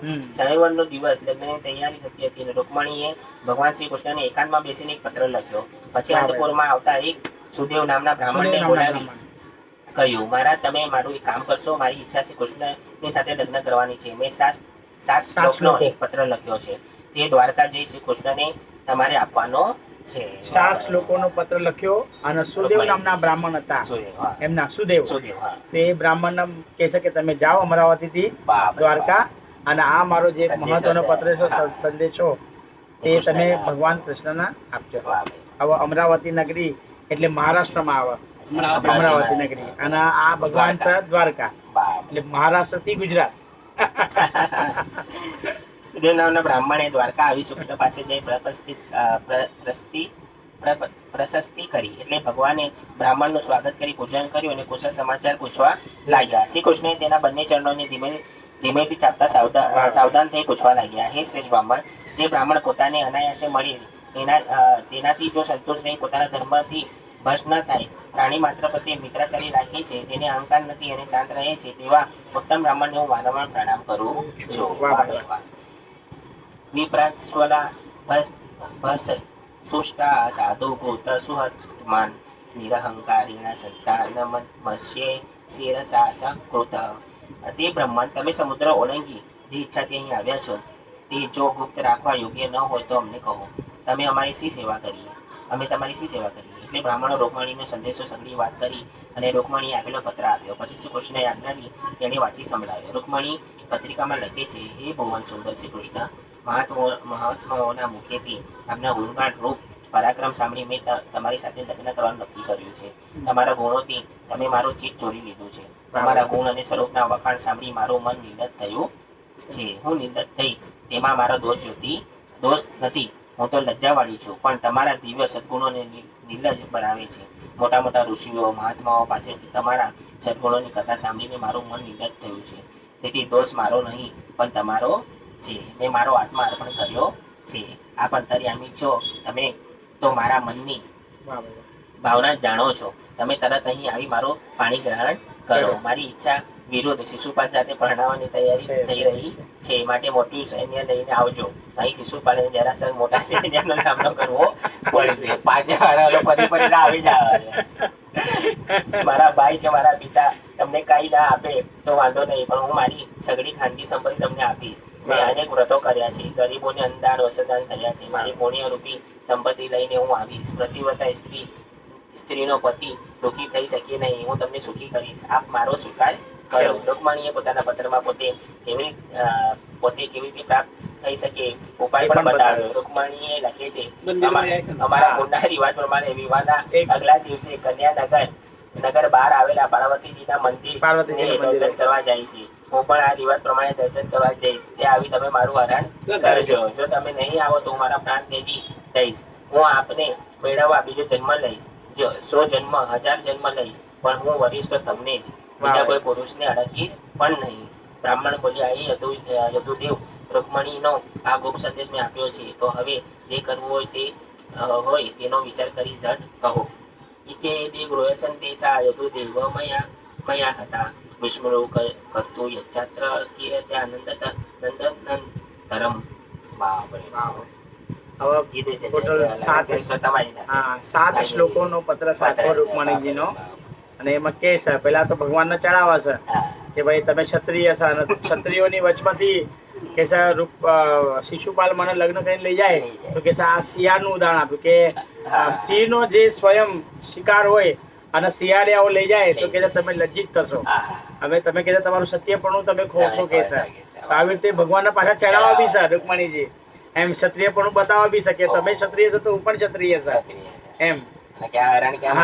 હા, અને પછી રસ્તો પણ બતાવશે એટલે આખો મેપ પ્લાન ભગવાનના રૂકમણીજીએ લેટરમાં જ આપ્યો છે કે લગ્નની વિવાહની પહેલા કે છે પાર્વતીજીનું મંદિર છે જે અમારા કુળદેવી છે ત્યાં કે છે કોઈ વધારે સૈન્ય હશે નહીં, તો ત્યાં કે છે અમુક સૈન્ય જ હશે અને અમુક મારી સખીઓ બધી હશે, મારી બધી દાસીઓ હશે, તો એવા સમય પર તમે આવીને ત્યાંથી તમે મને મારું અપહરણ કરીને તમે લઈ જજો. હવે ત્યાંથી તો ભગવાન એકલા જ નીકળે છે. હા, રથમાં હા રાતના જે ભગવાન નીકળે ત્યાંથી તે સટ આખી રાત ભગાવો છે સમુદ્રમાં રથ, અને સવારના તો ત્યાં અમરાવતી ભગવાન 4:15 વાગે તો પહોંચી જાય છે ભગવાન બ્રહ્મ મુહૂર્તમાં જ. એમ બહુ જબરજસ્ત. રૂકમણીનું હરણ શિશુકુવાચ વેદર વ્યાસ સોત સંદેશ નિમસ્ય નંદુનંદનન રઘુય પાણીના પાણી પ્રહસન નિબર રવિતા. હવે જે રૂકમણી હોય છે એ ભાઈ હોય છે મોટો, અને એના પિતા હા રૂકમી ભાઈ હોય છે, તો એના પિતાની બી આજ્ઞા નથી માનતો, અને સ્વયં રૂકમણીને બી નથી પૂછતો કે તને શિશુપાલ ગમશે કે નથી ગમતો. નહીં કે છે મારી એના પપ્પાના બી હા ભગવાનની સાથે જ લગ્ન કરવાની હતી, કારણ કે નારદજી સભામાં આવે છે અને નારદજી ભગવાનનું ગુણગાન કરે છે, તો એ હિસાબે રૂકમણીજીને એમના ગુણોથી પ્રેમ થઈ જાય છે કે નહીં મારે લગ્ન કરવા તો ભગવાન શ્રી કૃષ્ણની સાથે જ કરવા. પરંતુ અહીંયા રૂકમી જે છે રૂકમી ડાયરેક્ટલી લગ્ન નક્કી બી કરે, 3 દિવસની અંદર બધી તૈયારી કરી નાખે છે. શિશુપાલને બી મંત્રી દ્વારા જણાવી દે છે, શિશુપાલ બી જાન બાન લઈને આવી જાય છે, અને અહીંયા બધી તૈયારી થઈ ગઈ છે. બીજા દિવસે તો લગ્નની માટે તૈયારી, અને અહીંયા ભગવાન રૂકમણીજી એક જ રાતમાં પત્ર લખે છે અને વિચાર કરે છે કે આ બ્રાહ્મણ પહોંચ્યો હશે કે નહીં પહોંચ્યો હશે, ભગવાનનો મારો સંદેશો મળ્યો હશે કે નહીં હશે, ભગવાને સંદેશો વાંચ્યો હશે કે નહીં વાંચ્યો હશે, અને ભગવાન ક્યારે આવશે, ક્યાં અમરાવતી મહારાષ્ટ્રમાં અને ક્યાં દ્વારકા નગરી ગુજરાત આપણી. ગાડી ઘોડા કઈ નહીં, બિચારા જે સુદેવ બ્રાહ્મણ બી છે એ પગપાળા જ આવ્યા છે, એ ત્યાંથી ચાલતા ચાલતા આવ્યા છે. બોલો વિચાર કરો એમ. શ્રી સુખદેવજી બોલ્યા યદુનંદન શ્રી કૃષ્ણએ રૂકમણીનો સંદેશ સાંભળી બ્રાહ્મણના હાથને પોતાના હાથથી પકડી હસતા હસતા કહ્યું, મારી ઈચ્છા પણ એ કન્યાને સાથે લગ્ન કરવાની છે. જ્યારથી મેં સાંભળ્યું છે કે આ કન્યાના લગ્ન શિશુપાલ સાથે થવાના છે, ત્યારથી મારી ભૂખ અને ઊંઘ ઉડી ગયા છે. હું જાણું છું કે તેના ભાઈ રૂકમીએ દ્વેષથી મારી સાથેનો વિવાહ અટકાવ્યો છે, પણ હું અવશ્ય રૂકમણીને લઈને આવીશ. બ્રાહ્મણની પાસે રૂકમણીના લગ્નનું મુહૂર્ત જાણી નહીં શ્રી કૃષ્ણે દારૂક સારથીની આજ્ઞા કરી રથ જોડાવ્યો. સુદેવ બ્રાહ્મણને પણ રથમાં સાથે લીધા. ભગવાન શ્રી કૃષ્ણ રથ ઉપર બ્રાહ્મણને બેસાડી એક જ રાત્રિમાં ઓખા મંડળથી વિદર્ભ નગરીમાં આવ્યા. તે વખતે કુંડિનપુરનો રાજા કુંડિનપુરનો રાજા ભીષ્મક પોતાની કન્યાને શિશુપાલ સાથે પરણાવવાની તૈયારી કરતો હતો. વિવાહને લગતા તમામ કામકાજ શણગાર વ્યવસ્થા અને વસ્ત્રોલંકાર ભોજન રહેતાણ હોમ હવન ઇત્યાદિ તૈયારીમાં હતા. ભીષ્મક રાજાએ પોતાના પિતૃઓના તથા દેવોનું વિધિ પ્રમાણે પૂજન કરી બ્રાહ્મણોને જમાડ્યા. પછી રૂકમણીનું સ્વસિંચન વાંચન કરાવ્યું. ઉત્તમ બ્રાહ્મણોને સામવેદ ઉગ્નવેદ યજુર્વેદ મંત્રોથી કન્યાની રક્ષા કરી અને અથર્વવેદને જાણનાર પુરોહિતને ગ્રહ શાંતિ માટે હોમ કર્યો. રાજા ભીષ્મકે બ્રાહ્મણોને સોનાના રૂપાના વસ્ત્રોના ગોળ સાથે તલના ગાયના દાન કર્યા. બીજી બાજુ ચેદીરાજ દમ ઘોષે પણ પુત્ર શિશુપાલના સર્વ કર્મ બ્રાહ્મણો પાસે કરાવ્યા અને સર્વ સૈન્ય સાથે શિશુપાલ પરણવા આવી પહોંચ્યો. શ્રી કૃષ્ણના શત્રુ બીજા અનેક રાજાઓ પણ સૈન્ય સહિત આવવા લાગ્યા. બલરામજીએ જાણ્યું કે શ્રી કૃષ્ણ કન્યાહરણ કરવા એકલા ગયા છે, એટલે તેમણે મોટું સૈન્ય સાથે લીધું અને ભાઈને મદદ કરવા ઝડપથી ઉપડ્યા. અરે બાપ રે બાપ. અને જાણ થઈ ભગવાનના બલરામ ભગવાનના કે કૃષ્ણ રાતના નીકળી ગયો છે દારૂકની સાથે રથ લઈને, તો ભગવાનનો સવાર છે બલરામ ભગવાનને સવારના જાણ થાય છે કે કૃષ્ણ ક્યાં છે, તો જાણ થાય છે મંત્રીઓથી કે ભગવાન તો રાત્રે જ નીકળી ગયા છે. તો જેવું ખબર પડે છે કે રાત્રે નીકળી ગયા છે અમરાવતી ભગવાન દારૂકની સાથે, તો બીજા દિવસે તરત જ પછી સૈન્ય લઈને બલરામ ભગવાન બી પાછળ નીકળી જાય છે એમ. અને અહીંયા બ્રાહ્મણનું પણ ભગવાન કૃષ્ણએ આગતા સ્વાગતા કરી છે. એમના પોતાના બેડ પર એમને બેસાડ્યા છે અને એમના ચરણ દબાવ્યા છે. તો બ્રાહ્મણ બી વિચાર કરે છે કે નહીં મારી રૂકમણીજીએ જે આજે પોતાની માટે જે વર નિર્ધારિત કર્યો છે એ સંસ્કારી છે અને યોગ્ય છે, કે જ્યારે મારી આટલી લાલન પાલન કર્યું, મારી આટલી આગતા સ્વાગતા કરી, મારી આટલી સેવા કરી, તો એનું શું નહીં કરી શકે એમ. તો બ્રાહ્મણનું પણ ભગવાન હંમેશા પૂજન બધું કર્યું છે એમ. રૂકમણીએ સુદેવ બ્રાહ્મણની પ્રતીક્ષા કરી હતી કે હજુ સુદેવ આવ્યા નથી. તે વિચારવા લાગી કે મારા વીરા થવાની માત્ર એક જ રાત્રિ બાકી છે, છતાં કમળનયન શ્રી કૃષ્ણ પણ હજી આવ્યા નથી. શું શ્રી કૃષ્ણ મારામાં કઈ દોષ જોયો હશે? આમ તો વિચારતી હતી કે ત્યાં સુદેવ બ્રાહ્મણ રૂકમણી પાસે આવ્યા. બ્રાહ્મણે પ્રસન્ન ચિત્તે આવેલા જોઈને રૂકમણી સમજી ગયા કે કામ કરીને આવ્યા છે. રૂકમણીએ બ્રાહ્મણને પ્રણામ કર્યા. એટલે બ્રાહ્મણ બોલ્યા, બેટા હું દ્વારકાનાથને સાથે લઈને આવ્યો છું. બોલો કૃષ્ણ હવે અહીંયા સવારના ભગવાન પહોંચી ગયા એટલે પછી સુદેવ બ્રાહ્મણને કહે છે તમે જાઓ અને રૂકમણીને કહી દો કે હું આવી ગયો છે. અને રૂકમણી બી જ્યારે બ્રાહ્મણને જોયા, રૂકમણીએ બી કે નહીં સુદેવ બ્રાહ્મણ મારો સંદેશો પહોંચાડીને આવી ગયા અને હસતા હસતા આવ્યા અને સ્વયં સાથે કૃષ્ણ પણ આવ્યા તો ખુશ થઈ ગયા, પ્રસન્ન થઈ ગયા. એમ કે નહીં હવે મારા લગ્ન ભગવાનની સાથે જ થશે અને મને ભગવાન અહીંયાથી લઈ જશે. એમ હવે એમના સાત્વનતા મળી ગયા, હવે પ્રસન્ન છે એમ. બાકી ચિંતામાં જ હતા રૂકમણી બીજી સ્વયં મહેંદી વગેરે પણ નતા પડી રહ્યા હાથમાં, કોઈ શ્રૃંગાર વગેરે પણ નતા કરી રહ્યા. હા, ત્યાં મંદિરમાં મળે છે એટલે સંદેશો લઈને બ્રાહ્મણ આવી ગયા. હવે ભગવાન એક જગ્યાએ પ્રતીક્ષા કરી રહ્યા છે, જે જગ્યાએથી ઉપાડવાના છે ત્યાં ભગવાન ત્યાં પ્રતીક્ષા કરી રહ્યા છે રથ લઈને. અને બ્રાહ્મણને મોકલી આપ્યા મહેલમાં કે તમે જાઓ અને રૂકમણીને જઈને કહો કે હું આવી ગયો છું એમ. કહી દીધું એટલે પછી હવે રૂકમણી બી વ્યવસ્થિત રીતે તૈયાર થશે, કોઈ પણ ચિંતા વગર. એટલે બ્રાહ્મણ બોલ્યા, બેટા હું દ્વારકાનાથને સાથે લઈ આવ્યો છું. હું તારો સ્વીકાર કર્યો છે. હું પાર્વતીની પૂજા કરવા જાય ત્યાં પ્રભુ આવશે અને પૂજા બાદ તેને રથમાં બેસાડી દ્વારકા લઈ જશે. રૂકમણી શ્રી કૃષ્ણ ભગવાનને ત્યાં પધારેલા જાણી મનમાં આનંદ પામી. તેના આંખો ભીની થઈ ગઈ. તે બ્રાહ્મણને ફરી પ્રણામ કરવા લાગીને બોલી, મહારાજ તમારી શી સેવા કરું? બ્રાહ્મણ કહે, મારી કોઈ વસ્તુની જરૂર નથી. બ્રાહ્મણ રૂકમણીને આશીર્વાદ આપી ખાલી હાથે ઘેર ગયા. રૂકમણી મનથી વારંવાર બ્રાહ્મણને પ્રણામ કરવા લાગી અને બોલી, હું જન્મો જન્મ તમારા રોણમાં રહીશ. રાજા ભીષ્મકને ખબર મળ્યા શ્રી કૃષ્ણ બલરામ પણ લગ્ન ઉત્સવમાં ભાગ લેવા આવ્યા છે. એટલે રાજા પૂજા સાહિત્ય લઈ તેમની સામા ગયા અને તે બંનેને વિધિપૂર્વક સત્કાર કરી યથા યોગ્ય ઉતારો આપ્યો. પછી ભીષ્મકે બીજા રાજાઓને પણ સત્કાર કર્યો. વિદર્ભ નગરીમાં રહેવાસીઓએ શ્રી કૃષ્ણને આવેલા જાણી તેમના દર્શન કરવા ઉમટી પડ્યા અને કહેવા લાગ્યા, રૂકમણી માટે લાયક વર તો આ જ છે. આ બંને લક્ષ્મીનારાયણ જેવા દેખાય છે. જો આપણું કઈ પુણ્ય હોય અને પરમેશ્વર આપણા ઉપર પ્રસન્ન જો હોય તો શ્રી કૃષ્ણ રૂકમણી પાણી ગ્રહણ કરે. ભીષ્મક રાજાની પણ એ જ ઈચ્છા હતી. શિશુપાલ જાન લઈને આવ્યો. તેથી રાજા જરાસંઘ દત્તવત્ર જેવા અનેક રાજાઓ હતા. રૂકમણી જે આવી ગયા, રૂકમણી વિવાહ થઈ ગયા. સારું તો ટાઈમ પર આવી. એની સાથે જરાસંઘ દત્તવત્ર જેવા અનેક રાજાઓ હતા. તેમણે સાંભળ્યું કે શ્રી કૃષ્ણ આવ્યા છે. તેથી શિશુપાલ ગભરાયો. શિશુપાલ જરાસંઘને કહે, કૃષ્ણને ચોરી કરવાની આદત પડી છે, કે ક્યાંક મારી વહુને ચોરીને ન લઈ જાય.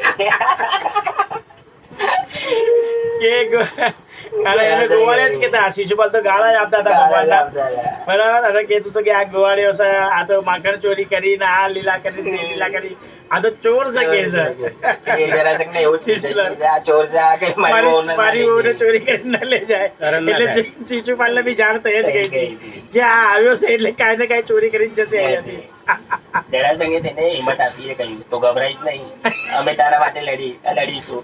ત્યાં જ રૂકમીએ આવીને કહ્યું, તમે સહેજ પણ ચિંતા ન કરો. મેં એવો બંદોબસ્ત કર્યો છે કે મારી બહેન પાસે કોઈ ચકલું પણ ન ફરકી શકે. તે પાર્વતીના મંદિર જશે ત્યારે મારા પહેરવાનો ઉઘાડી તલવારે તેને પહેરો ભાવશે. સમય થતા કન્યા રૂકમણી અંતરપુરમાંથી માતાઓ સખીઓ સાથે પાર્વતી દેવીના મંદિર તરફ પગપાળા જવા લાગી. એ સમય કૃષ્ણના ચરણ કમળનું ધ્યાન કરતી હતી. તેણે મૌન ધર્યું હતું. તેમની ચોપાસ બખ્તરીધારી સૈનિકો હથિયારો ઊંચા રાખી તેનું રક્ષણ કરતા હતા. આગળ વાજિંત્રો વાગતા હતા. રૂકમણી દેવી મંદિરે જઈ ચરણ થતા હસ્તકમળ ધોઈને જળનું આચમન કરી પવિત્રતા શાંત થઈ પાર્વતીજીની પ્રતિમા પાસે જઈને બેઠી. એટલે બ્રાહ્મણ સ્ત્રીઓએ તેને વિધિપૂર્વક શંકર સહિત પાર્વતીની વંદના કરાવ્યો. રૂકમણી ને પાર્વતીજીની મૂર્તિમાં પણ દ્વારકાનાથ દર્શન આ છે તેમની અનન્ય ભક્તિ. તેઓ પ્રાર્થના કરે છે, હે માં ગણેશ આદિ પોતાના સંતાનો સહિત આપ મંગળ મૂર્તિ હું વારંવાર પ્રણામ કરું છું. શ્રી કૃષ્ણ મારા પતિ થાય એવું તમે કરો. પાર્વતીજીએ આશીર્વાદ આપ્યા. નમસ્તે. અહીંયા આપણે જોઈએ કે સ્વયં રૂકમણીજી બી મંદિરે એમના જે ઈષ્ટદેવના મંદિરે ત્યાં જાય છે. અને રામાયણમાં પણ ભગવાનનું મિલન જયારે સીતા માતા એમના કુળદેવીના દર્શન માટે જાય છે અને ત્યાં ગૌરીના, અને ત્યાં જ વનમાં પછી ત્યાં બગીચામાં જેમને ભગવાનના જોવા છે ને સીતા માતા પણ અંદરથી ત્યાં ઈ વિચાર કરે માને બધી છે ગોરી કે ભાઈ મારી પાસે મને પણ આમની જેવા આવો વર મળે. વરની પ્રદાન થાય એમ. તો આ બંને બધું મેચે મેચે થાય મેચ. છે એમ.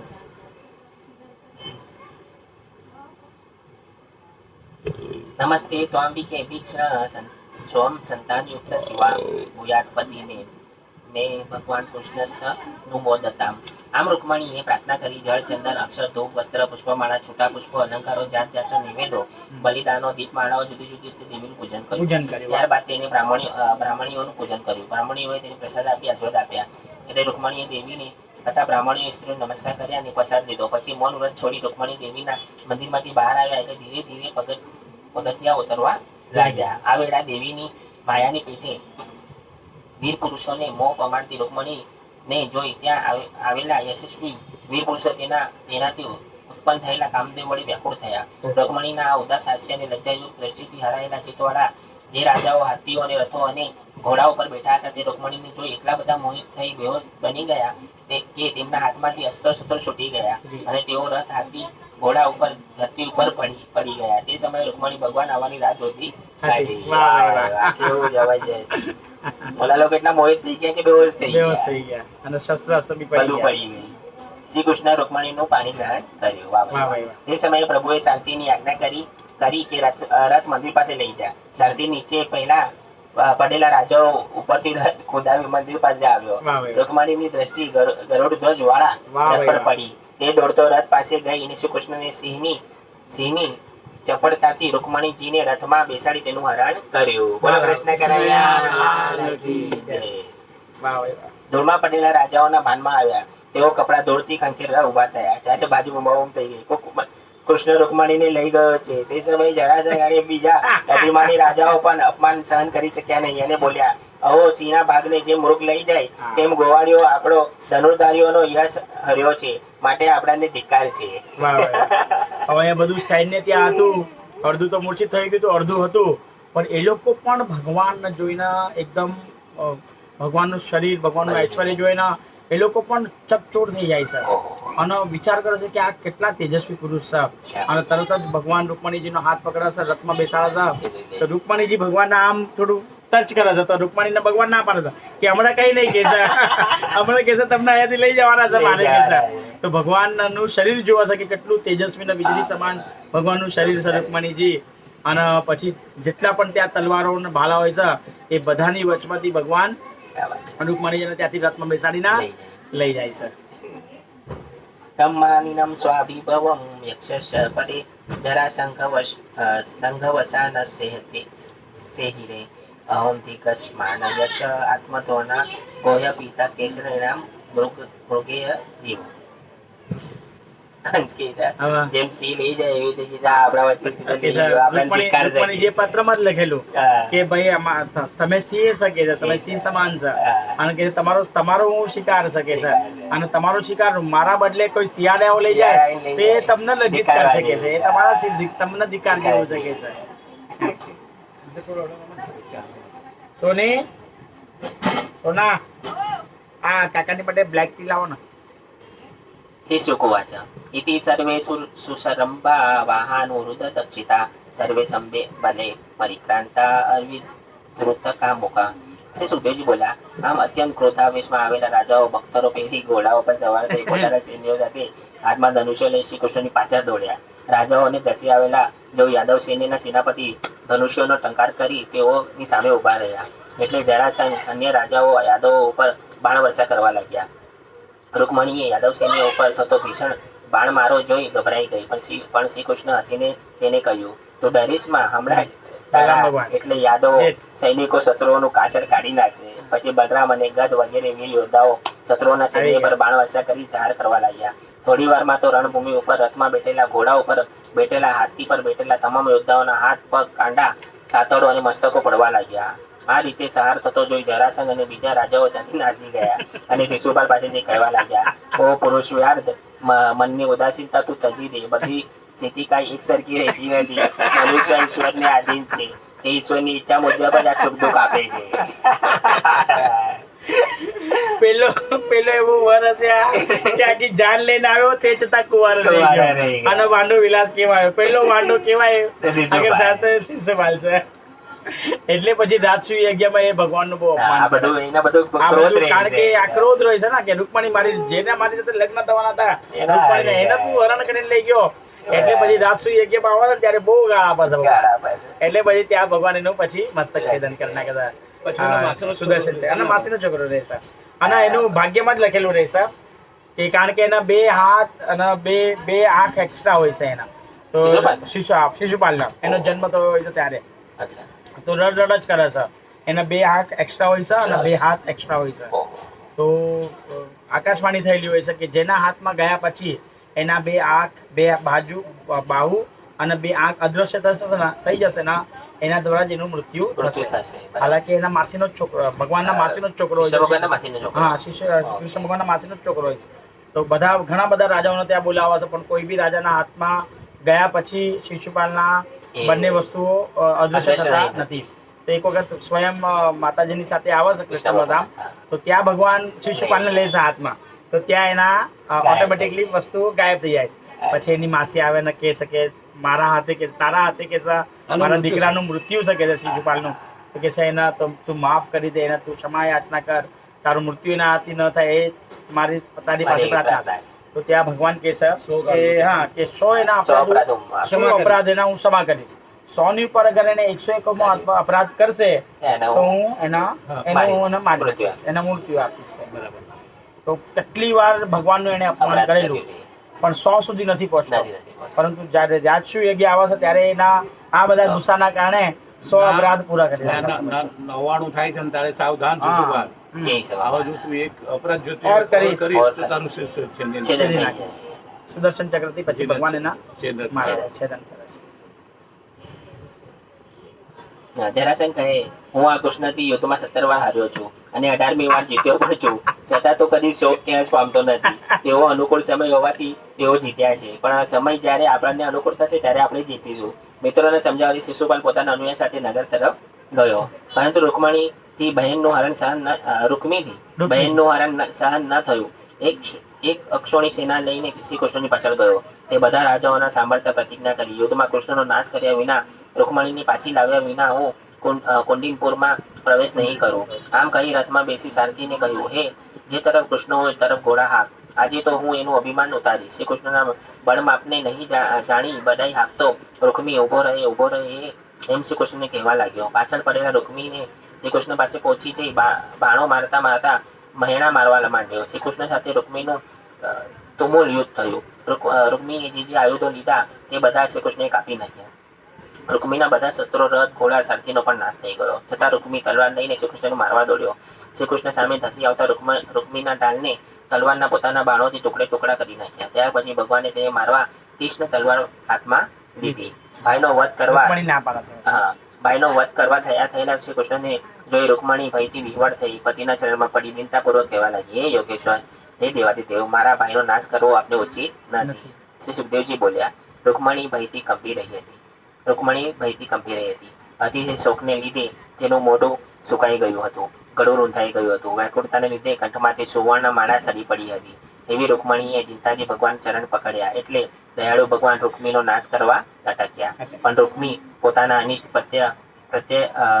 પ્રયત્નથી અટક્યો નહીં, એટલે ભગવાને તેને વસ્ત્રોથી બાંધી તેને દાઢી, મોજ તથા મસ્તકના વાળ મુંડી કદરૂપો બનાવી દીધો. તેવામાં બલરામજીના યોદ્ધાઓ રૂકમીના સૈન્યને નાશ કરી તરફ આવી પહોંચ્યા. રૂકમીને બંધનમાં જોઈ બલરામજીએ શ્રી કૃષ્ણ ભગવાનને ઠપકો આપ્યો. ગમે તેવો હોય તે આપણો સંબંધી થયો, એ રથ સાથે બાંધ્યો તે યોગ્ય નહીં. દાઉજીએ રૂકમીનો હાથ છોડાવ્યો અને રૂકમીને વસ્ત્રો તથા આભૂષણ આપી તેનું સન્માન કર્યું. પછી રૂકમણીએ કહ્યું, હે સદગુણી રૂકમણી, ભાઈને આ રીતે કદરૂપો કર્યો તેથી તમે અમારા પર દોષારોપ ન કરશો, કારણ કે સુખ દુઃખ આપનાર બીજો કોઈ નથી, પણ પુરુષ પોતે કરેલા કર્મનું ફળ ભોગવે છે. વાહ ભાઈ વાહ. બલદેવે શ્રી કૃષ્ણને કહ્યું, કોઈ સંબંધી દોષવાળો નાશને યોગ્ય હોય તો પણ નાશ સંબંધીની થવો યોગ્ય નથી. તેનો તો ત્યાગ કરવો જોઈએ, કારણ કે દોષથી જ મરેલો હોય છે. તેને શા માટે ફરી મારવો જોઈએ? બલદેવ મેં રૂકમણીને કહ્યું, પ્રજાપતિ બ્રહ્મદેવે રચેલા ક્ષત્રિયોના આ ધર્મ છે. ભાઈ પણ ભાઈનો નાશ કરે છે. આ કારણથી ક્ષત્રિય ધર્મ મહાભયંકર છે. પછી શ્રી કૃષ્ણએ કહ્યું, લક્ષ્મીના મતથી અંત બનેલા અભિમાનો મનુષ્યો રાજ્ય, ભૂમિ, ધન, સ્ત્રી, માન, તેજ કે બીજા કોઈ કારણથી સંબંધોનું અપમાન કરે છે, પણ આપણે તેમ કરવું યોગ્ય નથી. આમ બળદેવજીએ ક્ષત્રિય ધર્મ સમજાવી રૂકમણીને સાંત્વન આપ્યું. રૂકમણીએ બલરામજીના વચનથી શોક તજી દઈને મનમાં બુદ્ધિ સ્થિર કર્યું. માનહાનિ પામેલા રૂકમીએ એ જગ્યાએ પોતાને રહેવા માટે ભોજકટ નામનું મોટું નગર વસાવ્યું અને ત્યાં જ રહ્યો. હે રાજન, દ્વારકામાં શ્રી કૃષ્ણ વિના બીજા કોઈ પ્રીતિ ના રાખનાર પ્રજાજનોએ ઘેર ઘેર મોટા ઉત્સવો કર્યા. તેમ નગરના નર નારીઓ આનંદ પામી વરવધુ શ્રી કૃષ્ણ રૂકમણીએ જુદી જુદી ભેટો આપતા. તે સમયે દ્વારકા નગરી ઇન્દ્રોધ્વજ રત્નજડિત તોરણોથી જળ ભરેલા કળશોથી રંગબેરંગી પુષ્પો દીવાઓથી શોભતી હતી. ત્યાં આનંદમાં દોડધામ કરતા સંબંધીઓમાં કુરુ, સંજય, કેકઈ, વિદર્ભ, યદુ, કુંતી વંશના રાજાઓ એકબીજાને મળી આનંદ માણતા હતા. હે રાજન, લક્ષ્મીપતિ શ્રી કૃષ્ણ લક્ષ્મીનો અવતાર શ્રી રૂકમણીની સાથે જોઈ દ્વારકામાં નગરવાસીઓને આનંદ થયો હતો. દ્વારકાય ભુજાદન મહામોદ પુરુક્ષામ રૂકમણી રમયો પ્રેતમ દ્રષ્ટા શ્રી કૃષ્ણ શ્રી પ્રતિમ. પ્રદ્યુમ્ને કરેલો સંભાષણનો વર્ત.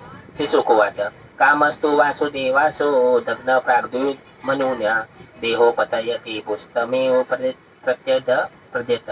શ્રી સુખદેવજી બોલ્યા, મહાદેવ ક્રોધથી કામદેવ બળી ગયો. તે ફરી શ્રી કૃષ્ણ ભગવાનને ત્યાં રૂકમણીને પેટે પ્રદ્યુમન નામે જન્મ્યો. તે સર્વ વાતે પિતા જેવો થયો હતો. ઈચ્છિત રૂપ ધરાવનાર સંભાસુર પ્રદ્યુમને પોતાનો શત્રુ જાણી તે જાણે 10 દિવસનો પણ ન થયો હતો. એટલામાં તેને હરી સમુદ્રમાં ફેંકી પોતાને ઘેર જતો રહ્યો. પ્રદ્યુમને કોઈ મોટું માછલું ગળી ગયું. માછીમારોને નાખેલા જાળમાં બધા માછલાઓની સાથે મોટું માછલું પણ પકડાઈ ગયું. માછીમારોએ તેને મોટા માછલાઓ સંભરાસુરને ભેટ તરીકે આપ્યું. એટલે રસોઈયાએ તે અદ્ભુત માછલાને રસોડામાં લઈ જઈ છરીથી ચીર્યું. ઓહો! માટલાના પેટમાં બાળકને જોયું. તેઓએ માયાવી નામની સંભાસુરની દાસીને સોંપ્યું. માયાવતી તે બાળકને જોઈને મનમાં શંકિત થઈ ગઈ કે આ બાળક કોણ હશે. એટલામાં નારદજી ત્યાં આવ્યા. તેની ઉત્પત્તિ વિશે બધી વાત કહી અને ગુપ્ત વાત પણ જણાવી કે આ કામદેવ છે.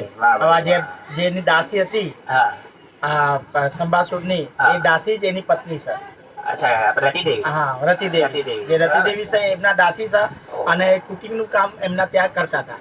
હવે માછલું આવ્યું. હવે માછલામાં જે ગળી ગયા હતા માછલાના પ્રદ્યુમ્નના, તો એ માછલું જયારે લાવ્યા અને કાપ્યું તો એમાંથી પ્રદ્યુમ્ન બહાર આવ્યા. હવે પ્રદ્યુમ્ન બહાર આવ્યા, નારદજી બધી વસ્તુ કહેશે અને 10 દિવસના જ હતા ભગવાન. પ્રદ્યુમ્ન 10 દિવસના હતા અને ત્યાંથી સંભાસુરના દ્વારકામાંથી લઈ જઈને એના સમુદ્રમાં ફેંકી દે છે. અને આ જ પછી જે એમની દેવી છે, માતાજી છે, દાસી બન્યા છે, ત્યાં જમવાનું બનાવે છે. તો ત્યાં જાણ થઈ જાય છે. નારદજી આવીને કહે છે. પછી માયાવી હોય છે. તો માયાવી હોય છે તો અમુક સમયમાં જ, અમુક દિવસોમાં જ એમને પાછા મોટા કરી નાખે છે અને કહે છે કે તમે જ મારા પતિદેવ છે, જે તમે પાછલા જન્મમાં કામદેવ હતા. હા, અને શિવજીના ક્રોધના કારણે તમે ભસ્મ થયા હતા અને ભગવાન કૃષ્ણના હવે તમે પુત્ર બનીને આવ્યા છે અને હું તમારી પત્ની રતિ છે. તો પછી ત્યાં થોડા દિવસમાં પછી એમના પોતાની માયાથી મોટા કરી નાખતા અને પછી લગ્ન કરીને સ્વયં પછી દ્વારકા જાય છે. બોલો, ભગવાનની કેવી લીલા છે. હવે વિચાર કરો કે ભગવાનના બાળકો પણ ચોરી થાય છે અને 10 દિવસના જ હતા પ્રદ્યુમ્ન. 10 દિવસના હતા. સંભાસુર રાક્ષસ ચોરી કરીને સીધા સમુદ્રમાં નાખી દે. ભગવાનના બાળકો પણ ચોરી થાય. વિચાર કરો. હવે ભગવાનની લીલા છે. હા, રતિદેવી.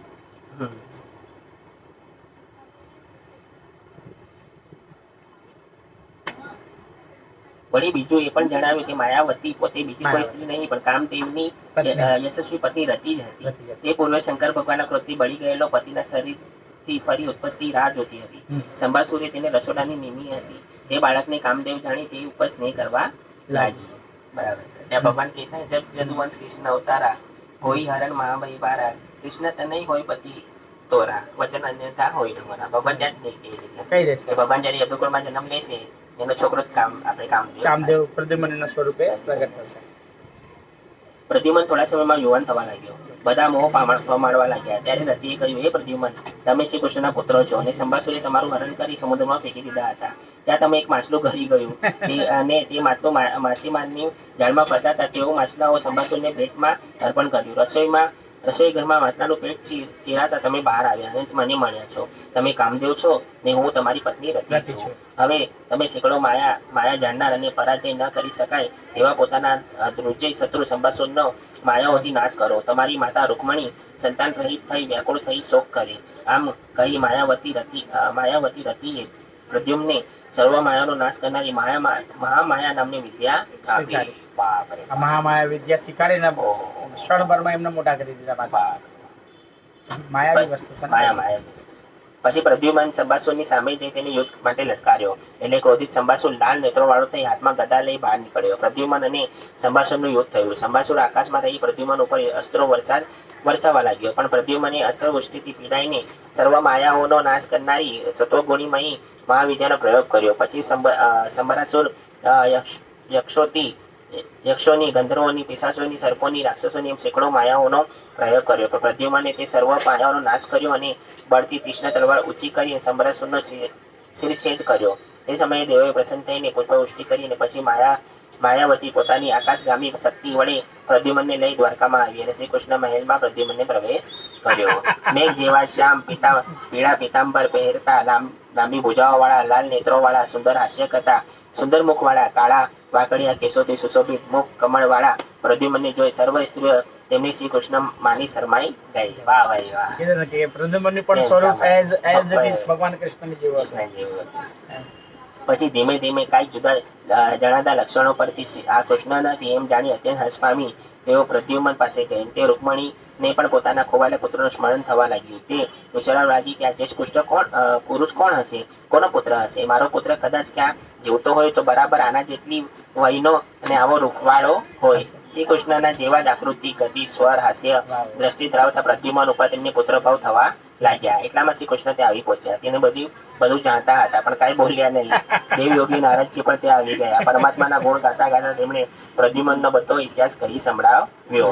પોતાનો પુત્ર મરી ગયો હશે એમ માની બેઠેલી રૂકમણી પુત્રવધુ સાથે પુત્રને જોતા જ ખૂબ પ્રસન્ન થઈ ગઈ. દ્વારકાવાસીઓ પણ ખોવાયેલા પ્રદ્યુમને પાછો આવેલો સાંભળી ખૂબ આનંદિત થઈ ગયા અને તેઓ પ્રદ્યુમનને અભિમાન આપવા લાગ્યા. સ્મરણ કરતા શોક પામનાર અને લક્ષ્મીનું રહેઠાણ શ્રી કૃષ્ણ શોભાયમાન મૂર્તિ પ્રતિબિંબ તે કામદેવ જ્યારે પ્રત્યક્ષ દ્રષ્ટિના વિષય થાય ત્યારે એમ થાય અને સંભવિત જ છે. બીજી સ્ત્રીઓ પણ તે પ્રદ્યુમનને જોઈ શોક પામતી. એમાં શું કહેવાનું હોય? યમ વેહ મૂર્તો ઋતુષુ નીચે સભાવસ્તમ માતરો યદ ભજન રહ રુદ ભાવા ચિત્રનન તત્ખુલુ રમાસ્મ બિંબ બિંબે કામે રશ્મે સી વિષયે વિના વિમુક્તાન નાર્યા. સ્વયં તક મણી. આજે આપણે કવર કરવું પડશે. એટલે જલ્દી આવે. ના ના, હારું તો જલ્દી આવે. જેટલું થાય એટલું કરવાનું બરાબર. સ્વયં તક મણીની બી સારી કથા છે.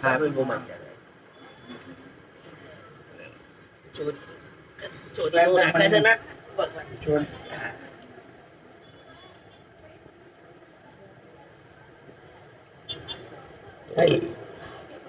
મને એક મહિને આવી છે.